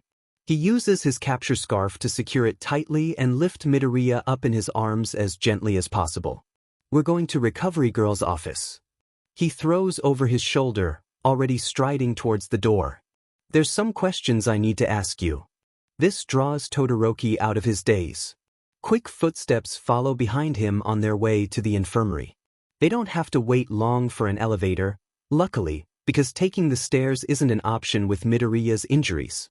He regularly checks for a pulse and makes sure not to move the kid around too much. All the while, Midoriya doesn't even stir. With this type of injury, it takes long for it to get this bad. To lose enough blood to be entirely unresponsive from a wound like this means a lack of proper treatment for a long time. He wants to grimace at the realization that Midoriya didn't ask for it. It takes a while to arrive in Recovery Girl's office. They have no clear procedure on how to deal with injuries that were sustained in the dorms, although Shota can't be sure if that's even the case here. Getting hurt in training, in the fields outside or the designated training areas is something they planned on. There are materials and personnel ready to take care of any injuries during training. There aren't any now. Lay him down on the bed. Recovery Girl says absently, dragging a pre-prepared table with medical supplies next to it. Shota instructed Todoroki to text her the details of the injury on their way here. He's glad about the decision now. Places Midoriya on the bed as gently as possible, removing his capture scarf and the shirt. This'll need stitches, she says, getting to work. She hooks him up to a machine to measure his heartbeat, and to provide him with necessary fluids and starts looking for the right supplies. When she glances up to see them standing there, she says, "There's nothing you can do here. You can get cleaned up in my office. I'll get you when I'm done." Shota needs to nudge Todoroki's shoulder to get him moving when he sees that he doesn't stop staring, transfixed at Recovery Girl's movements. She was right to tell them to leave. He sits the boy down in one of the few chairs in Recovery Girl's office. Todoroki complies, not reacting in any other way. He wets some towels and crouches to clean the hands Todoroki's been staring at. Recovery Girl herself uses her office to get cleaned up after surgeries. Once he's done with cleaning the boy's arms, he scrubs at his own hands and the towels in the sink, watching as blood, Midoriya's blood, goes down the drain. Even once he's back in the chair next to Todoroki, the boy's absent expression hasn't changed. He releases a long-suffering sigh to draw the boy's attention. Todoroki turns his head to look at him. Despite the state he's in, Shota can't delay the question much longer. What happened? Whatever happened must have been bad enough to leave one of the most stoic members of his class scattered and visibly shaken. Todoroki's silent for a few moments. When he speaks, his quiet, slightly trembling voice further emphasizes the severity of the situation. "Asked me not to tell anyone." "Midoriya?" Todoroki nods. "It's too late for that now. It's been for quite some time. We're going to find the perpetrator and punish them adequately." Todoroki bites his lip, but doesn't respond. "Don't you want to help Midoriya?" "I do." Todoroki answers without hesitation. "You could help him." Todoroki clenches his fists. "I don't think you want to protect someone who did this to your friend. Why would Midoriya hide an injury if it wasn't to protect the one who hurt him? He's never tried to hide life-threatening injuries before when there were means and time available to help him." Todoroki swallows, face still pale in the dim light of the office. "I don't." "Who was it then?" Aizawa prompts, years of teaching experience rendering him capable of determining that there's nothing more needed to finally get an answer. "It was Midoriya." Shota waits for Todoroki to go on, to finish a sentence that seems to lack another name, but he doesn't. It takes a moment for it to sink in, for Shida to realize that Todoroki isn't simply repeating the name of the victim but simultaneously saying the name of the perpetrator. His blood runs cold. Midoriya cut himself. Todoroki nods. Was it an accident? He asks, almost hopefully, despite knowing that such a deep, clean cut couldn't have been accidental. Todoroki's pinched expression of guilt is another indicator of the answer that follows. No. Shota feels the need to rephrase the question to make sure he isn't jumping to conclusions.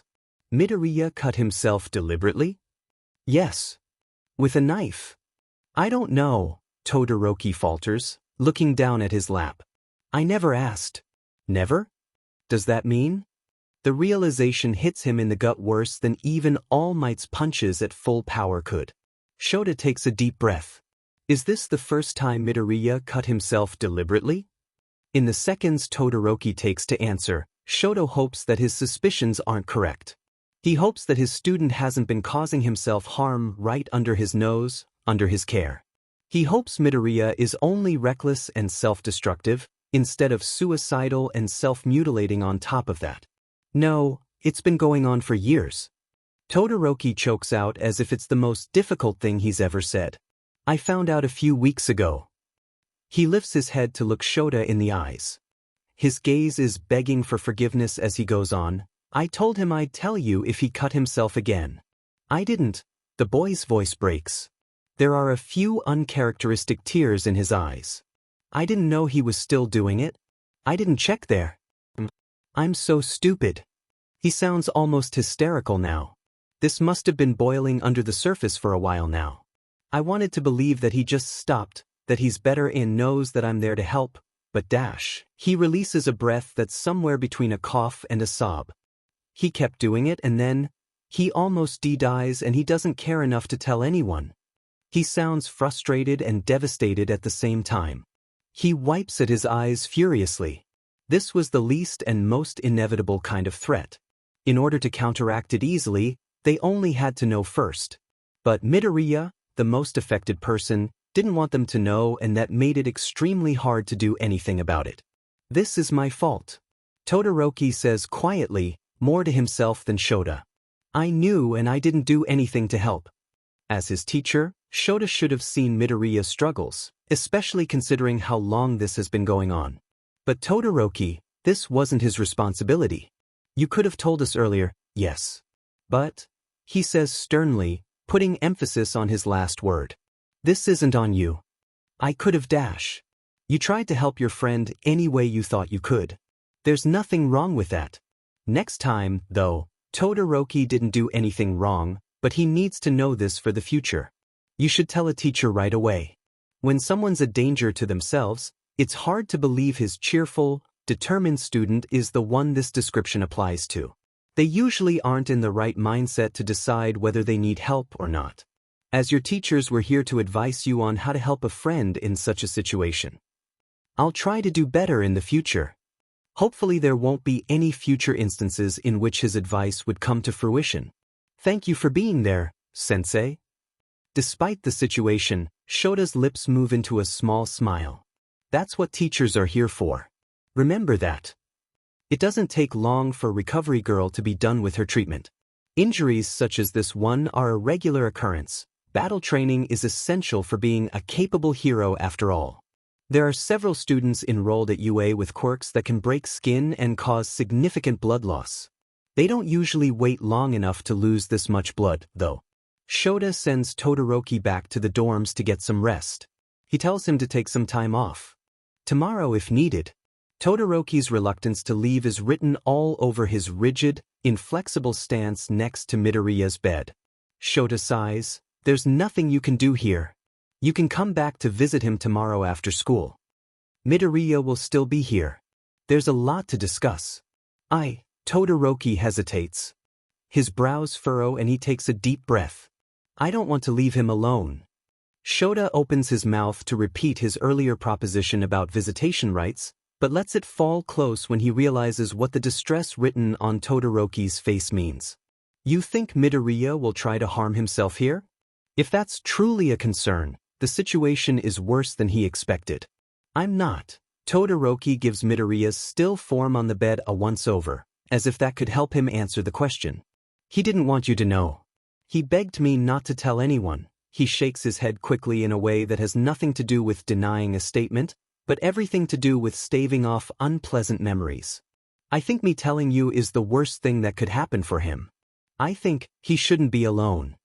Shota absorbs his words and nods slowly. Someone will be with him at all times. Despite his lingering reluctance, Todoroki leaves. The moment he's out the door, Shota lets himself sag into the chair at Midoriya's bedside. He closes his eyes for a moment to escape his pale, sleeping student, whose state is a symbol for Shota's mistakes. Midoriya could have died.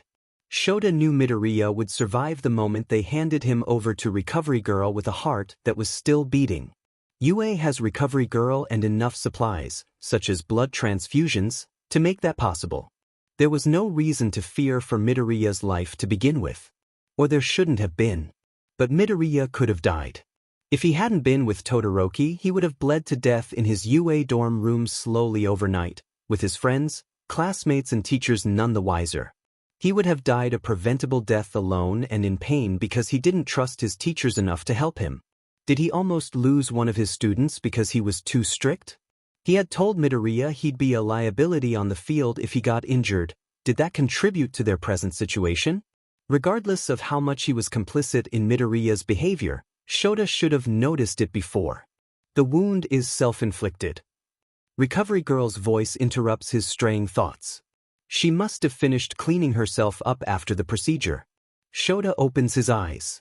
Shizenji's standing on the other side of Midoriya's bed, her face barely looking over it at the boy. She's wearing a pained expression on her face. I know. It isn't the only one. I know. Todoroki told me. Shizenji doesn't stop looking at Midoriya.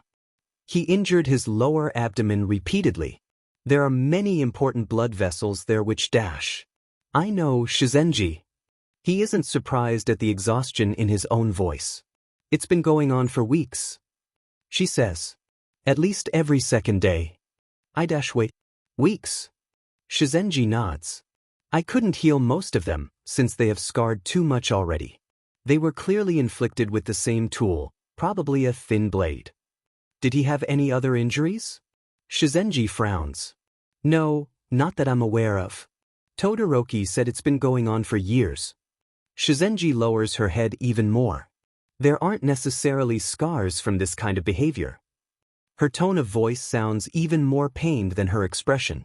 Smaller cuts can heal completely. Maybe. Shota doubts Midoriya would have told Todoroki how long it's been going on without any evidence necessitating him to be truthful. I'll talk to him. Poor child. Shizenji mumbles, sitting down in her rolling chair not too far away. The pressure must have gotten too much. How long will he have to stay here?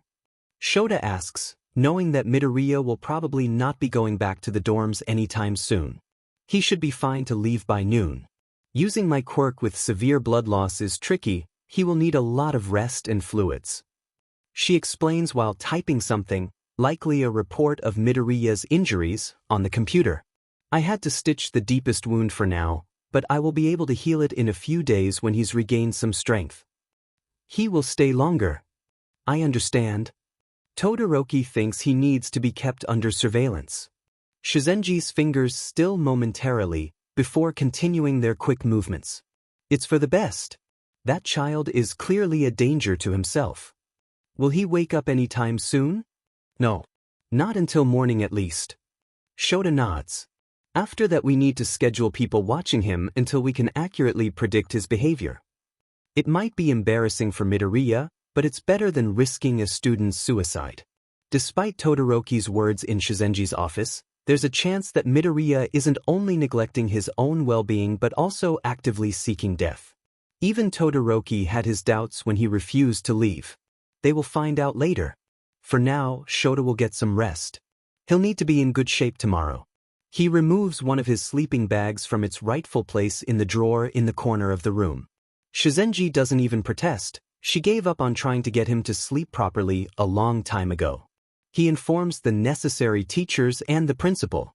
Nedzu, Hizashi and Namuri are the only ones he tells the specifics for now.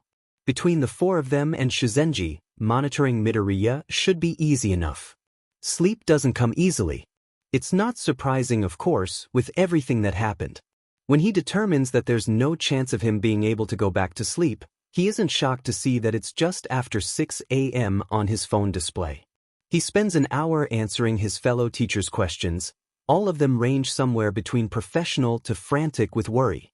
He sighs when he reads Yagi's painful attempts at coming off as a concerned teacher instead of the panicked parental figure he clearly is to Midoriya. He isn't successful. Shota didn't tell him how Midoriya'd gotten his injury because he didn't want to deal with his reaction. Yagi's too personally involved to handle this properly, but he deserves to know. Just like Midoriya's mom will have to be told eventually. That will have to wait until they hear what happened from Midoriya's perspective. Until then, Yagi's concern will have to be waved away. The principal asks him to meet him in his office. Luckily, Shizenji has no other patience and enough time to stay with Midoriya. When he arrives, Hizashi and Namuri are sitting next to each other on a couch that's supposed to be comfortable. Both of them are stiff though, their postures tense and uncharacteristically somber expressions on their faces. Shota, Hizashi says when he looks up from the clenched fists he's been staring at in his lap. His eyes are red-rimmed with distress and lack of sleep. How's the little listener? Shota closes the door behind himself and sits down in the couch across from them. They're both looking at him expectantly.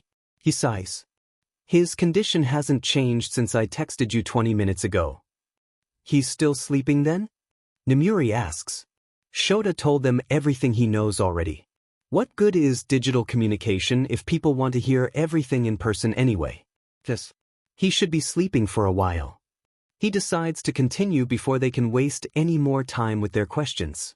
He's fine. He'll have scars, but there's no permanent damage. Both of their postures relax visibly. Namuri isn't gripping her elbow quite as tightly as before, where her arms are crossed, and Hizashi leans back a bit from his previously stiffly hunched over position. Even if it's illogical, they needed to hear this. We'll have to figure out how he's doing mentally when he wakes up. They both nod. Shota looks around the room, trying to figure out where Nedzu is hiding, but from what he can tell the rat isn't around. He's probably watching from somewhere, waiting for the right moment to... The door in the back of the room opens. Make a dramatic entrance. Shota wants to go back to sleep.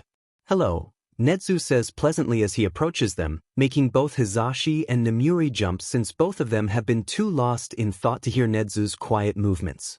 We have a lot to discuss. He sits down in his favorite armchair, setting the files and folders he brought down on the coffee table between them. He must have gotten Shizenji's report. He doesn't prepare or offer tea, but gets straight to the point. As I read in your report, Midoriya was in critical condition when you found him in Todoroki's room yesterday, correct? Yes. Due to blood loss from self-inflicted injuries, correct? Yes. Hizashi winces. Both Todoroki and Shizenji confirmed this, correct? Yes. He can do nothing but affirm the principal's questions.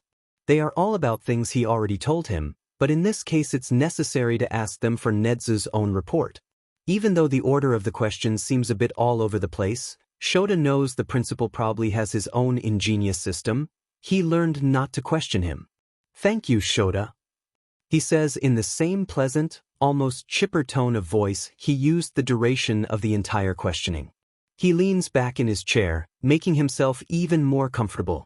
After a few moments of silence, Nedzu speaks up again. Regardless of what we find out from questioning him, sending Midoriya to a mental health facility isn't an option with the current atmosphere. What do you mean? Hizashi explodes, throwing his hands up in the air. If that's what the kid needs, the school's reputation shouldn't matter. Hizashi has always had a tendency to jump to conclusions when experiencing strong emotions about something. I never said it was solely about our school's reputation. The solely makes Hizashi grit his teeth audibly. I am concerned about Midoriya just as much as the rest of you, but I can't condone sending him away from the school to be vulnerable to villain attacks. No matter how secure a facility is, there's always a way in. And protecting my student will be all the harder if I'm not familiar with it. Hisashi deflates noticeably. It's a logical explanation. The reason for implementing the dorm system was to be able to protect the students from any further harm. There are strict regulations and rules to keep the kids safe. Not even visits to family are allowed unless it's an emergency. It's only natural that Midoriya won't be sent to an outside facility for help even if it has the most suitable treatment options. It's regretful, but this doesn't mean we have no way of helping him. We have plenty of mental health professionals available that I trust who can help him on site. First, though, he grabs the gray folder from the coffee table and hands it over to Shota. He takes it from him without question and frowns at the stack of papers inside of it. I need you to do a psychological evaluation, Shota. Me? Shota asks incredulously, glancing back down at the list of questions again. I'm hardly qualified for it. The only thing you need to do is ask the questions I prepared for you. Shota thinks it's unnecessary to point out that Nezu isn't qualified for that either, especially considering that he probably is. The rat most likely has some sort of degree that makes him more than qualified for it. There's nothing academic Nezu wouldn't be able to achieve, Shota is sure. Tsukachi will be accompanying you, just to be sure we find out the truth. The detective? Nemuri asks, brows furrowed. She hasn't come in contact with him and his quirk much yet. Yup. The principal chirps. It's arranged already. He's free at 4 p.m. today. Shota grips the folder and papers in his hands tightly. You think sicking a lie detector on him will make him more comfortable? Or strengthen the trust in me, his teacher, he already doesn't seem to have. Oh, he trusts you more than most, Shota. Nezu says, casually dismissive. The principal's behavior has never annoyed Shota more. And you're composed enough to see this through. Shota closes the folder again and places it next to himself on the couch, resigned to his fate. He knows Nezu well enough to know when it's pointless to argue. Shota's right. Hisashi says, sounding both confused and annoyed. Why can't a professional do this? Isn't it their job to be composed? You're right. But Midoriya wouldn't feel like he owes them an explanation quite as much as when it's his own homeroom teacher asking. That's the point of having professionals to it. Shota says, glaring at Nezu. You're manipulating a student who's vulnerable already? Nemuri asks, jaw hanging open. Hisashi looks too frozen in shock to say anything. Due to the current situation, solving the issue as soon as possible is our top priority. And for that we need accurate answers as soon as possible, hence Tsukachi and the stress of having his own teacher do it. If it further aggravates the situation, we'll at least know it did. In order to solve a problem, we need to know what it is. The silence in the room is more telling of the teacher's discomfort with the plan than any amount of protests could be. The principal's rational callousness won't ever stop catching them off guard when they're least expecting it. Hisashi looks ready to attack Nezu, and Nemuri's indignated expression indicates that she's about to start a lecture about how wrong toying with other people's emotions is. Shota has never agreed any more with either of those two possible course of actions. I won't be swayed on this. The principal says, voice finally something resembling stern. We can help Midoriya much quicker like this in the long run. He turns to Shota again before anyone can protest. Can I count on you, Shota? I don't agree with this. I know. Nezu motions at him to go on. Just, I'll do it. He doesn't really have a choice. Wonderful. The rat's back to being cheerful. He claps his paws. I trust that you're competent enough to agree on how you'll proceed the rest of today on your own. We'll have another meeting at the same time tomorrow. He's already on his feet, walking to the door. For now, I have a meeting I need to attend. He's gone, moving faster than Shota's ever seen him. If he didn't know better, he'd say the principal was scared of his own employees attacking him. Considering his colleagues' glares, that fear might be justified. So, Shota draws their attention to himself before they can start running after the rat. When are your free PRDS exactly? In the end, they decide that Hisashi will stay with Midoriya for the first PRD, Nemuri for the second, and Shota for the rest of the day. That enhances the chance of Shota being the one there when Midoriya wakes up. Normally, Shota has several other responsibilities to attend to before heroics training, but all of those are negligible. Yagi better have finished and memorized that Teaching for Dummies book. With its help, Shota's sure the man can handle teaching the afternoon lessons alone this time. Shota! This is what happens when you waste time thinking about idiots. They appear out of nowhere. Shota finishes collecting the rest of his lesson plans from his desk's drawer, making sure to place them on top of the psych eval folder. What is it? He asks, not turning around to look at him. His desk needs cleaning. Shota vows to organize his loose papers after this whole mess becomes a bit less messy. He's starting to sound like his students. Maybe he should drink another cup of coffee. There's a big, bony hand on his shoulder and another waving in front of his face. Yagi's deep, concerned voice is repeating Shota over and over again. What? He snaps, because that sounds more terrifying than Yagi's ringtone. You spaced out for a second there. What do you want? Yagi thankfully decides to take a step back and remove the hand from Shota's shoulder. Despite Yagi's brash, oblivious behavior, he does possess the ability to read the room. Sometimes. Shouldn't you be in class? Shota carefully researched Yagi's schedule before venturing into the teacher's room to collect the equipment necessary, mainly some notes, worksheets, and a sleeping bag, to teach 1A's homeroom first and ethics second in the first 2 PRDS. Yes, but despite his accomplishments and experiences, when you get to know him you realize that the former number 1 hero is surprisingly human.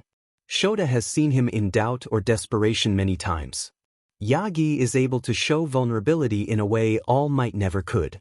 And right now, his behavior is somewhere between nervous schoolgirl and concerned, overbearing mother. I went to see how young Midoriya is doing. Of course he did. Shizenji said no visitors were allowed because his injuries weakened his immune system, but, well, I just wanted to ask you in person how he was doing. How did he get injured? Do you know anything about it? Yagi is tolerable. Shota might even call him a friend on good days. But right now, his idiocy is infuriating.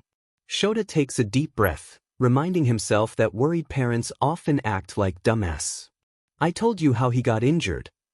In a fight against young Bakugo, I know, but... And then he decided to hide his injuries because he didn't want to miss even a day of school in case of a house arrest. This new information will hopefully be enough to shut him up for a while. The horror on Yagi's face was laughable. Midoriya wouldn't? Shota raised a pointed eyebrow. Yagi sighed, wearing a disappointed but mostly concerned frown on his face. I'll have to talk to him about how to take proper care of himself. Yagi doesn't know how necessary that talk is. There's a difference between hard work and self-destruction. Ignoring how hypocritical that is coming from Yagi, Shota hums approvingly. You're right about that.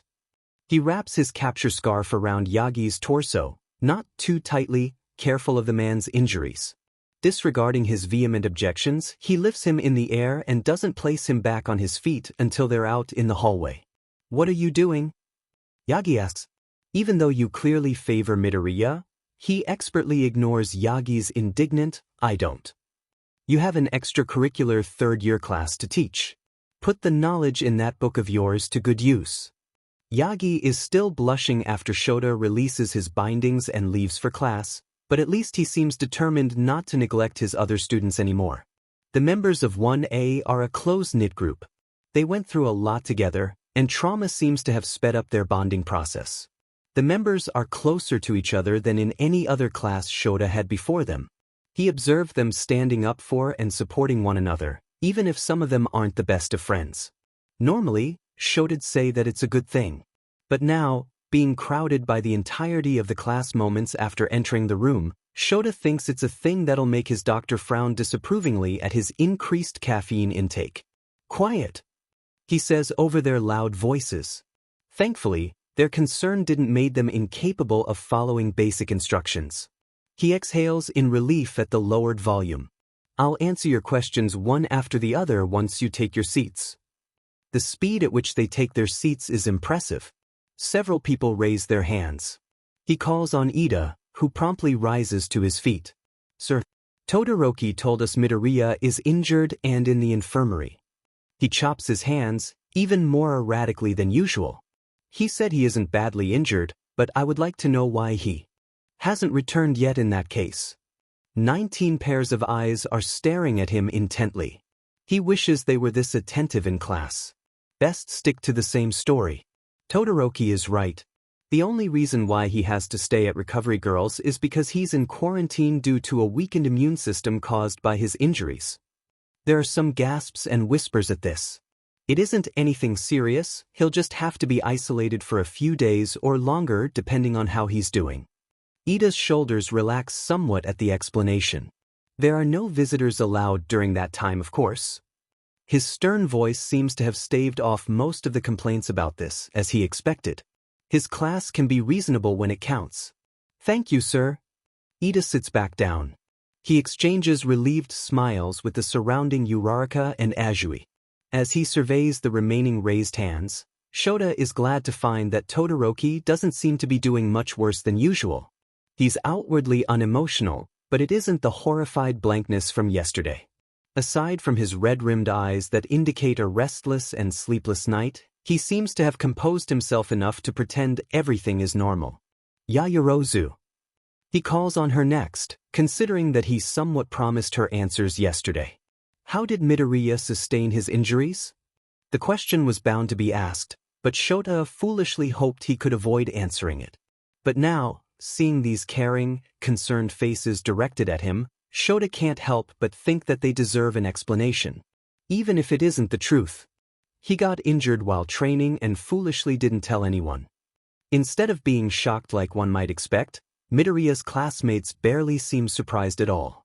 It's a testament to how much Shota himself ignored. That's so Deku. Uraraka told Azui. It's just like Midoriya to do that. Kaminari exclaims further up front. He's grinning as if this was just another fun quirk of Midoriya's character.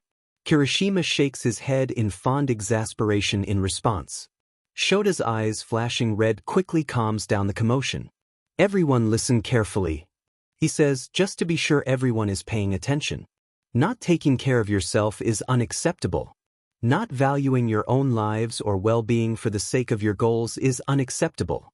Midoriya could have died. He pauses to let that sink in. Judging by the varying levels of horror discernible on his students' faces, they didn't know how serious the situation is. Midoriya could have died because he didn't trust his teachers.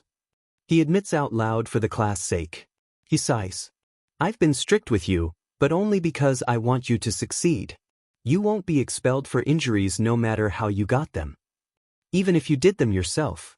As your teachers, it is our responsibility to ensure your well-being.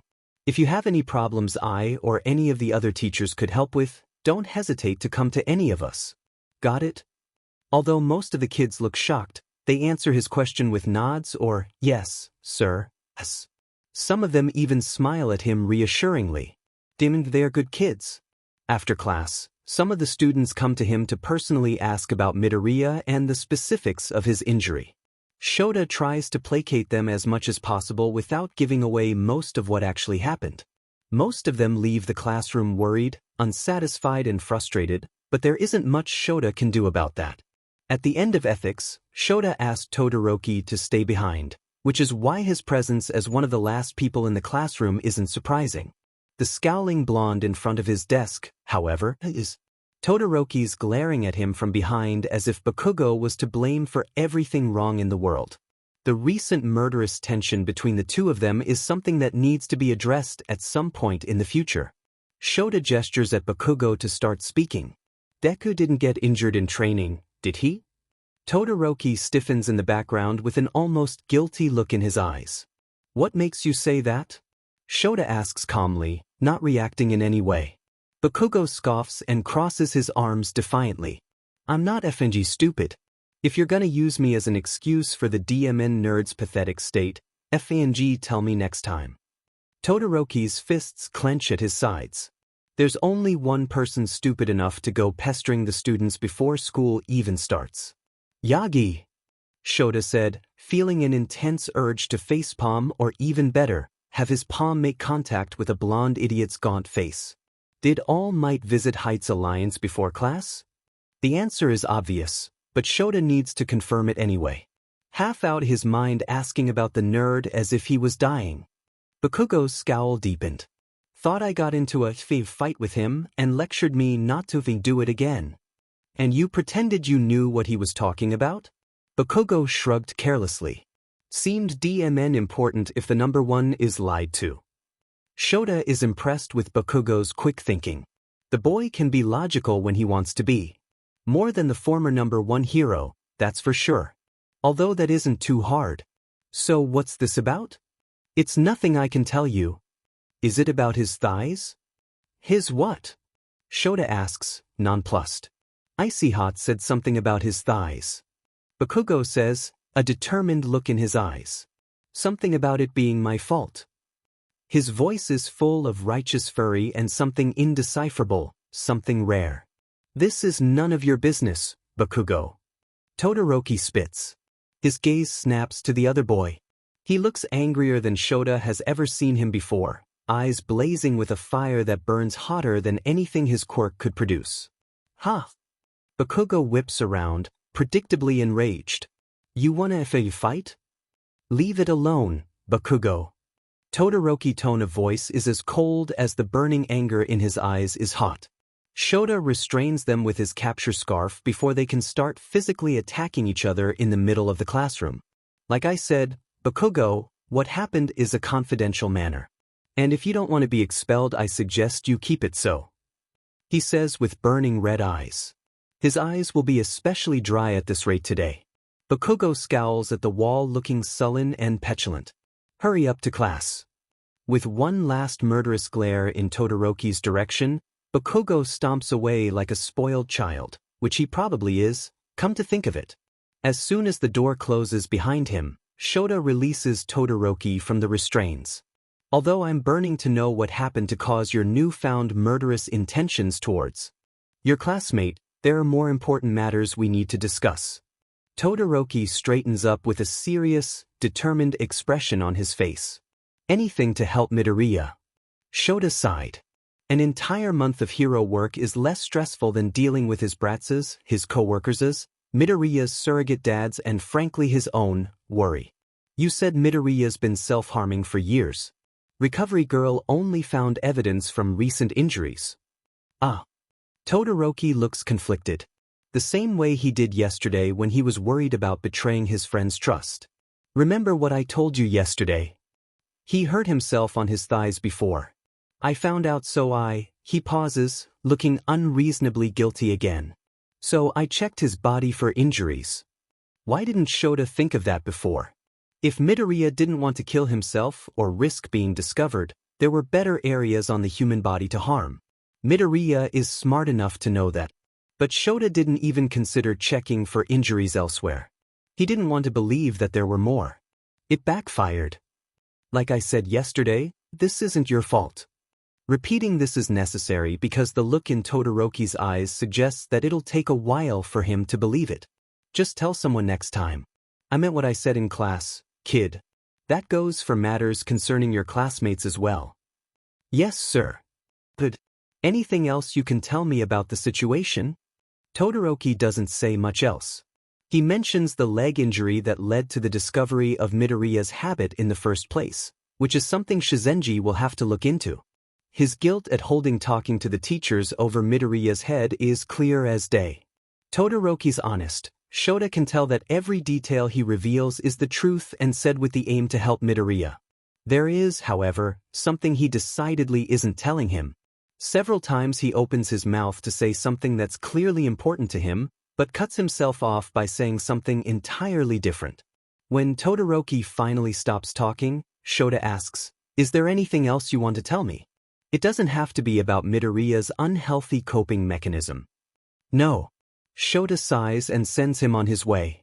Shota would like nothing more than to find out what's bothering his student, but he knows that forcing him to reveal even more than he already has would damage the fragile trust Todoroki placed in him by being honest. And Todoroki's distrust is usually written in his every movement and action, similar to Midoriya but different all the same. Besides, if it's about Midoriya, it's likely they'll find out about it later today. Midoriya is small. He is short and his narrow bone structure will make it harder for him to look big and strong than for someone like Yagi, whose body build was made for it. Despite the strength Midoriya has built up over his extensive training, he still looks small instead of strong when his muscles aren't showing. That is a good thing. It can be helpful to have your opponents underestimate you. He is one of the smallest boys in his class, but that isn't the only thing that makes him small. Midoriya himself wants to keep himself as small as possible. Not when villains are around, of course. When on a mission to help someone or to succeed in an exercise, Midoriya is an unstoppable force of determination and stubbornness. The only situations he likes drawing attention to himself is when he shouldn't. But Shota sees how Midoriya keeps his shoulders and head down in the classroom, how he startles at loud noises, hands shaking, how he sometimes looks at his classmates the same way he often looks at his teachers, with eyes that track people's movements and body language as if expecting to be attacked, verbally, physically, or both. Midoriya is anxious and distrustful despite his candid and kind nature. It's gotten better over the months he spent at UA, and Shota is proud of Midoriya for growing more into the hero he wants to become one day. Now, all that growth seems to have been thrown out the window. It's been months since Shota last saw Midoriya look at him with so much fear, or was it resignation? Probably both. A few moments ago, Shota called Midoriya out on pretending to be asleep. He's not sure when the kid woke up, but it was some time before Shota arrived. It's not surprising that Nemuri didn't notice it, what with how invested she was in the novel she was reading. Romantic comedies are her favorite genre, and this one was good enough to make her audibly react to certain parts. He envies people who are able to forget about the real world so completely. He wishes he could do it, but reality is too real to be forgotten so easily for him. Nemuri probably didn't even hear Midoriya stir or move in bed. She probably wouldn't have heard him if he started yelling. She didn't hear Shota calling out to her until he got in her field of vision. He wanted to lecture her on how to properly supervise a potentially suicidal student, but that could wait for another time. Now, Midoriya is sitting stiffly with his back against the headboard, as far away from Shota as possible. He flinched when Shota called him out on faking sleep and immediately moved to assume this position. His scarred hands are clenched in the blanket draped over his lap. He didn't react to the pain his movements no doubt caused to his injuries. "You're not in trouble." He breaks the silence by saying something that should be obvious, but isn't to the boy in front of him for some reason. Midoriya doesn't quite look him in the eyes, but he raises his head slightly.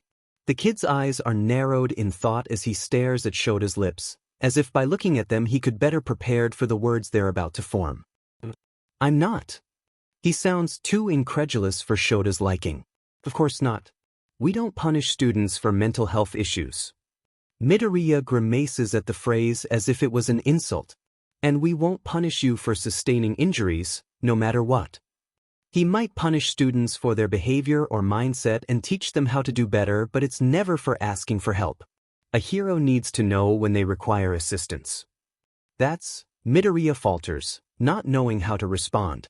"That's kind of you, sensei." "Thank you." "It's only natural." Both of them fall silent again. Midoriya starts wringing his hands while staring at them, his head lowered again. Despite having heard that he isn't in trouble, Midoriya still looks ashamed. Shota isn't sure what to say. He doesn't know what to say. Even though he arranged for it to happen, he is woefully unprepared for this conversation. He isn't the right person to have simple conversations with Midoriya, and he will be the one to ask him a series of extremely personal questions later on today. You can come to your teachers with problems. Shota feels like he's unnecessarily repeating himself, but Midoriya is the one who needs to hear this the most, even more than the rest of the class. He momentarily stills in his movements, giving Shota his full attention by forcing himself to look up. He still doesn't make eye contact. "No matter what it is, we're here to listen and help you figure it out. Heroes need to rely on others in some situations." Midoriya smiles, but he seems to do it more for Shota's sake than his own. Shota shifts slightly, bracing himself for what he needs to say. Getting injured in the field can become a liability. Midoriya's shoulders hunch some more. But it is unavoidable when you're a hero. And if you ever get injured, it is a hero's good judgment to ask for help. Midoriya nods mechanically. Getting incapacitated after throwing no more than a few blows and knowing you will be out of commission before the fights begin is a liability for a hero. Midoriya winces. But Midoriya, that isn't something you need to be concerned about anymore. You can use your quirk without having to injure yourself. You saved Eri without sustaining any injuries yourself. With her help. Midoriya says, clearly flustered. That doesn't make it any less impressive. The red on the kid's face only gets darker as he shakes his head. From his own experience and what he heard from others, Shota knows that Midoriya isn't good at accepting compliments. And Shota isn't good at giving them. At least they can share in their discomfort. What I want to say is that you're nowhere near a liability in any situation, even if you do get injured. It happens to everyone, even All Might. I understand. Midoriya says without understanding at all.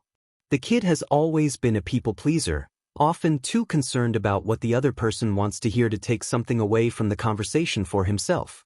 This also applies to self-inflicted injuries. Midoriya lowers his head in shame again. It's especially true for them because they don't make you a liability in any way. The kid's frowning now as if that was the most complicated thing he's ever said. Since they usually don't happen in battle, there are enough time and resources to take care of them without inconveniencing anyone.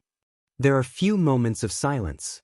Shota can't read Midoriya's expression because his face is now hidden beneath his shock of messy green hair. But I made Todoroki worry. He says softly, voice full of regret. He feels bad for something that isn't his fault. I caused unnecessary work for you and Recovery Girl. It happened entirely because I couldn't control myself. He shakes his head in what appears to be contempt. You don't need to say it's no trouble when I know this was my fault. I need to take responsibility for my actions. He bows his head in apology. I'm sorry. Kid, this isn't your fault. Shota tries to sound gentle, but the kid's too confused to pay much attention to it. But you were the one to harm yourself, yes. But Shota knows he needs to tread carefully. Saying the wrong thing is more likely to be fatal than in any other situation. The way other people feel isn't your responsibility. I don't like that you're injuring yourself, but more than anything I wish you would want to stop for your own sake. Midoriya's head whips up again. I don't think you realize that you're hurting yourself a lot more than others. Midoriya doesn't value his own well-being enough to be able to do that. It's more troublesome for the people who care about you when they aren't able to help.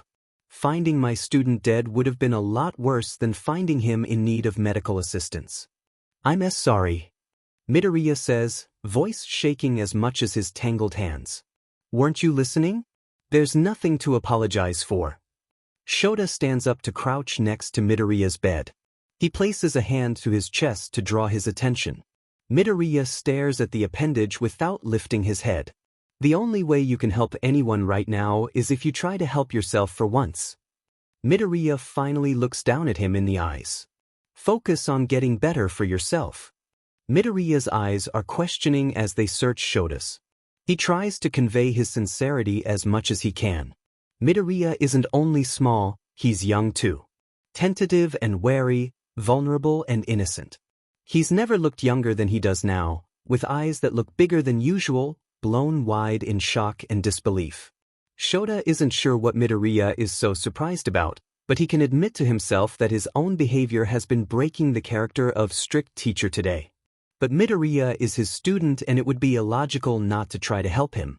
Midoriya's clearly not sure how to react to his words, so he just thanks him with another bow. Shota removes his hand before he can collide with it. It would be great if Midoriya would stop bowing so much. Stop moving around so much. Your injuries still aren't healed. He says sternly, sitting back down in the chair. I'm sorry, sensei. And that confirms that a few words of encouragement aren't enough to change Midoriya's ingrained habits. It probably didn't have much of an impact at all, but it needed to be said. He needed to make some things clear to Midoriya. Knowing might not be the same as understanding, but it's better than nothing. He closes the curtain to let Midoriya change into the fresh clothes Namuri brought from his room. He's glad she chose comfortable sweatpants and a simple shirt instead of anything fancier. For lack of anything better to do, Shota then decides to hold the lessons Midoriya missed in the morning. The thought of not missing out on as much as he expected cheers Midoriya up more than anything he's done so far. Why is he even trying? He should have just thrown more study material at him. Good thing he asked Hisashi for what class 1A will be doing in English today. He lets Midoriya fill out some worksheets that Hisashi agreed to correct later on. Shota even decides to discuss today's heroics training exercises. It's not like he has anything he can do in Midoriya's hospital room beside paperwork and correcting atrocious essays. Shizenji comes in sometime during ethics to perform a few basic examinations. She waves Midoriya's shamefaced apologies away and tells him to work on getting better.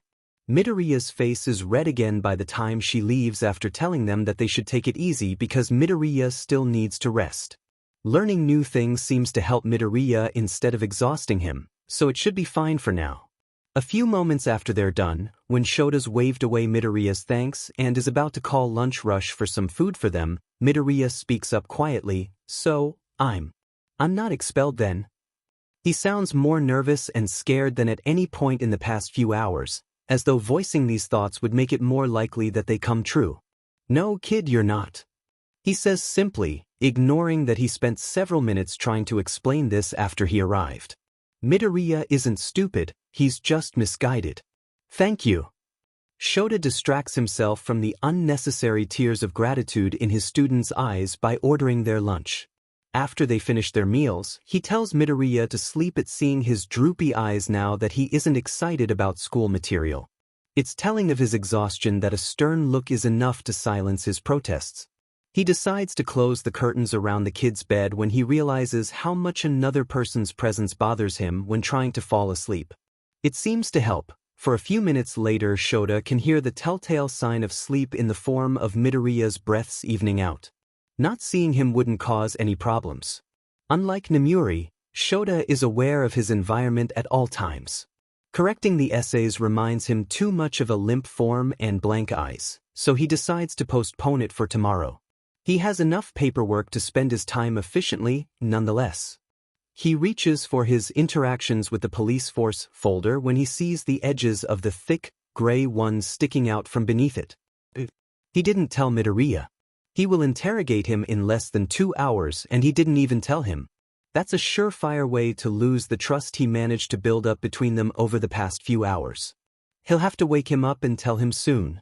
Shota wants to kill Nezu by the end of that conversation.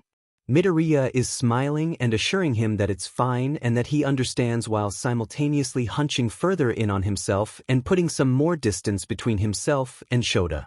Midoriya, thankfully, or not, doesn't know about Tsukachi's quirk despite all the time he spends around Yagi. Shota tells him that having a detective on site as supervision is procedure when an unlicensed individual does a psychological evaluation. Midoriya's frown shows the skepticism this explanation deserves but stops questioning him further. It's like Nezu set this up to fail. It's no second later than 4 p.m. when there's a knock on the door. Midoriya sits up even straighter than before, holding himself even more stiffly than this morning. His hands are shaking. Tsukachi shakes their hands in greeting and takes the seat prepared for him. "I'll be taking some notes if that's okay with you." Tsukachi will be the one to document his answers while Shota asks the questions. "Why yes." The first few questions are pretty easy. Like, how do you feel about your performance at school? Or, what is your relationship with your parents and friends like? He glances at Tsukachi's hands under the pretense of looking down at his own papers, but none of Midoriya's answers are lies. Shota pauses momentarily as he reads the next few questions. It's like Nezu wanted to put Midoriya at ease with questions he would answer honestly in any situation just to rip that comfort away all at once with no reprieve. "When did you start engaging in self-harming activities and why?" A few weeks ago. I felt overwhelmed by school." In an email he received about an hour ago, it was explained that Tsukachi's 2 thumbs touching each other is confirmation of a lie. If his pointer fingers are touching too, like they are now, it means that both statements are lies. "Midoriya, Todoroki told me the truth." It's easy enough to explain how Shota is aware of the lies in this case, but he isn't sure how he will explain the rest. Midoriya grimaces. Ah, well, I guess you know the answer then. Shota gestures for him to continue. I started doing it a few years ago. And I guess it was because I felt overwhelmed by my emotions. Despite Todoroki's words, it's shocking to know that Midoriya started cutting himself fresh out of elementary school. The following answers add to the already grave picture that's being painted of Midoriya's struggles, but aren't entirely unexpected after his conversation with Todoroki. Midoriya's been cutting himself several times a week, mostly on his thighs. Midoriya's getting decidedly more uncomfortable. That discomfort only grows with his next question. Do you think of yourself as a burden to your friends and family? No, Tsukachi's thumbs are touching. Yes or no questions are easy enough to manage even without revealing Tsukachi's quirk.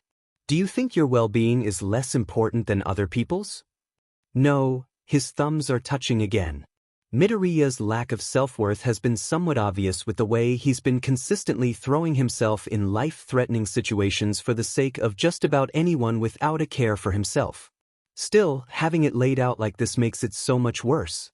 Do you often feel useless or incapable? No. He shouldn't be surprised at Midoriya lying anymore. He lies when answering most of the following questions that seem to center around confirming self-worth and self-esteem issues. Do you often have little interest or pleasure in doing things? Do you feel nervous, anxious, or on edge regularly? The next few questions appear to be screening Midoriya for signs of GAD or depression. Midoriya shows surprisingly few symptoms of depression, while scoring high on the anxiety-related ones. Then it comes to the most important questions, the only ones Shota agrees the lie detector is necessary for. Do you have plans on killing yourself? These are the only potential symptoms of depression that haven't been addressed yet. And no. Shota waits with bated breath for Tsukachi's fingers to touch, but they don't. He almost exhales in relief audibly. Do you think other people would be better off if you died? No, Shota has to stop himself from telling Midoriya how ridiculous that notion is when he sees Tsukachi's fingers touch. But he can't.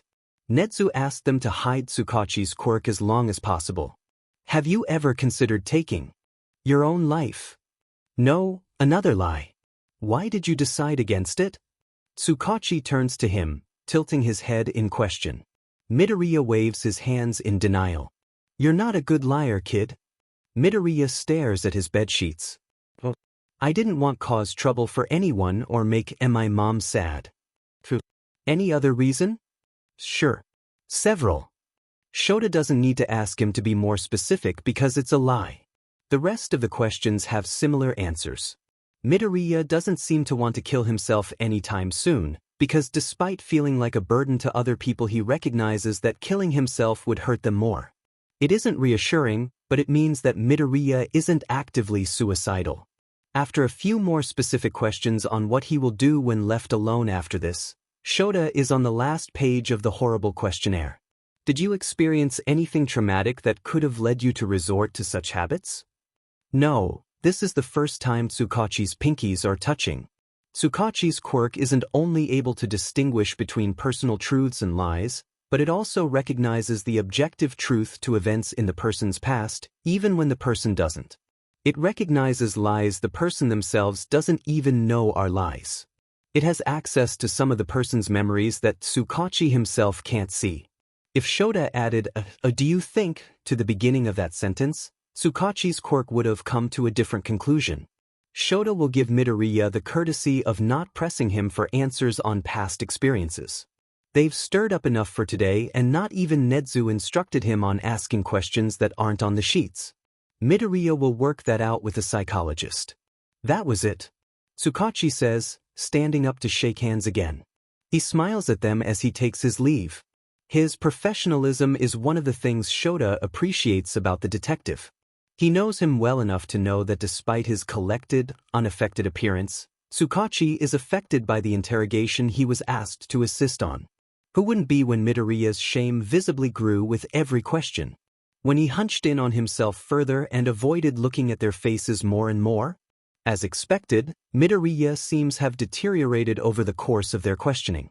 Shota hopes that the answers will at least be helpful in the future. Sensei? Midoriya asks quietly without looking up a few minutes after Tsukachi left. Yes. He tries to keep his voice even. Does Tsukachi have a quirk that can tell if someone's lying? Midoriya sounds like he's dreading the answer. Shota isn't surprised that he figured it out. Midoriya is smart and has a knack for quirk analysis. And at some point Shota became too emotionally invested in the answers to care much about being subtle. Yes. Midoriya hides his face behind his hands. I'm sorry, kid. He doesn't try to justify it, because there's no justification. It's fine. He says, voice muffled by his hands. Shota doesn't need a lie-detecting detective to know that that isn't true. It's a not your fault I'm pathetic. Shota can hear a sob Midoriya's trying hard to suppress. I don't know what happened to make you feel like everything is your fault, but it isn't healthy. He feels stupid saying that observation out loud. Shota must be more distraught than he thinks if he loses control of himself like this. He clears his throat, preparing to speak, but Midoriya beats him to it. I'm sorry. He's full on crying now, trying hard to hide it from Shota. It's not your fault that we decided to invade your privacy without your consent. He scoots closer to the bed and places his hand on the kid's knee. Seriously, you could sue the school over this. Midoriya just shakes his head. Shota rubs his knee as he cries, trying to offer comfort without overstepping. Please, Midoriya says shakily after cleaning his face with a tissue from the nightstand. He finally looks up, staring at Shota with pleading, teary eyes. Please don't tell anyone else about this. Shota wishes he could grant Midoriya's request, if only to atone for breaking his trust. But he can't. I'm sorry, Midoriya. Midoriya seems to be too exhausted to start crying again, but there are a few stray tears rolling down his cheeks. He wipes at them furiously. You know I can't do that. Your mom needs to know. And the rest of your teachers have to be informed as well so that they can help you. I'm fine. Midoriya says shakily, shaking his head. I don't need help. Helping you is no trouble and needing help doesn't mean you're useless. Shota says bluntly, putting the results of the interrogation to good use by reading Midoriya's thought processes more precisely. The fact that Midoriya doesn't believe him is one of the reasons why he needs help. Shota's made many mistakes with his student, but he vows to make things right in the future. Come on, for now that means granting him some privacy. Let's get you back to the dorms. What? Midoriya asks, startled. Your classmates aren't back from training yet. You'll have some time alone before they arrive. Things aren't perfect, but there's no reason to keep Midoriya here.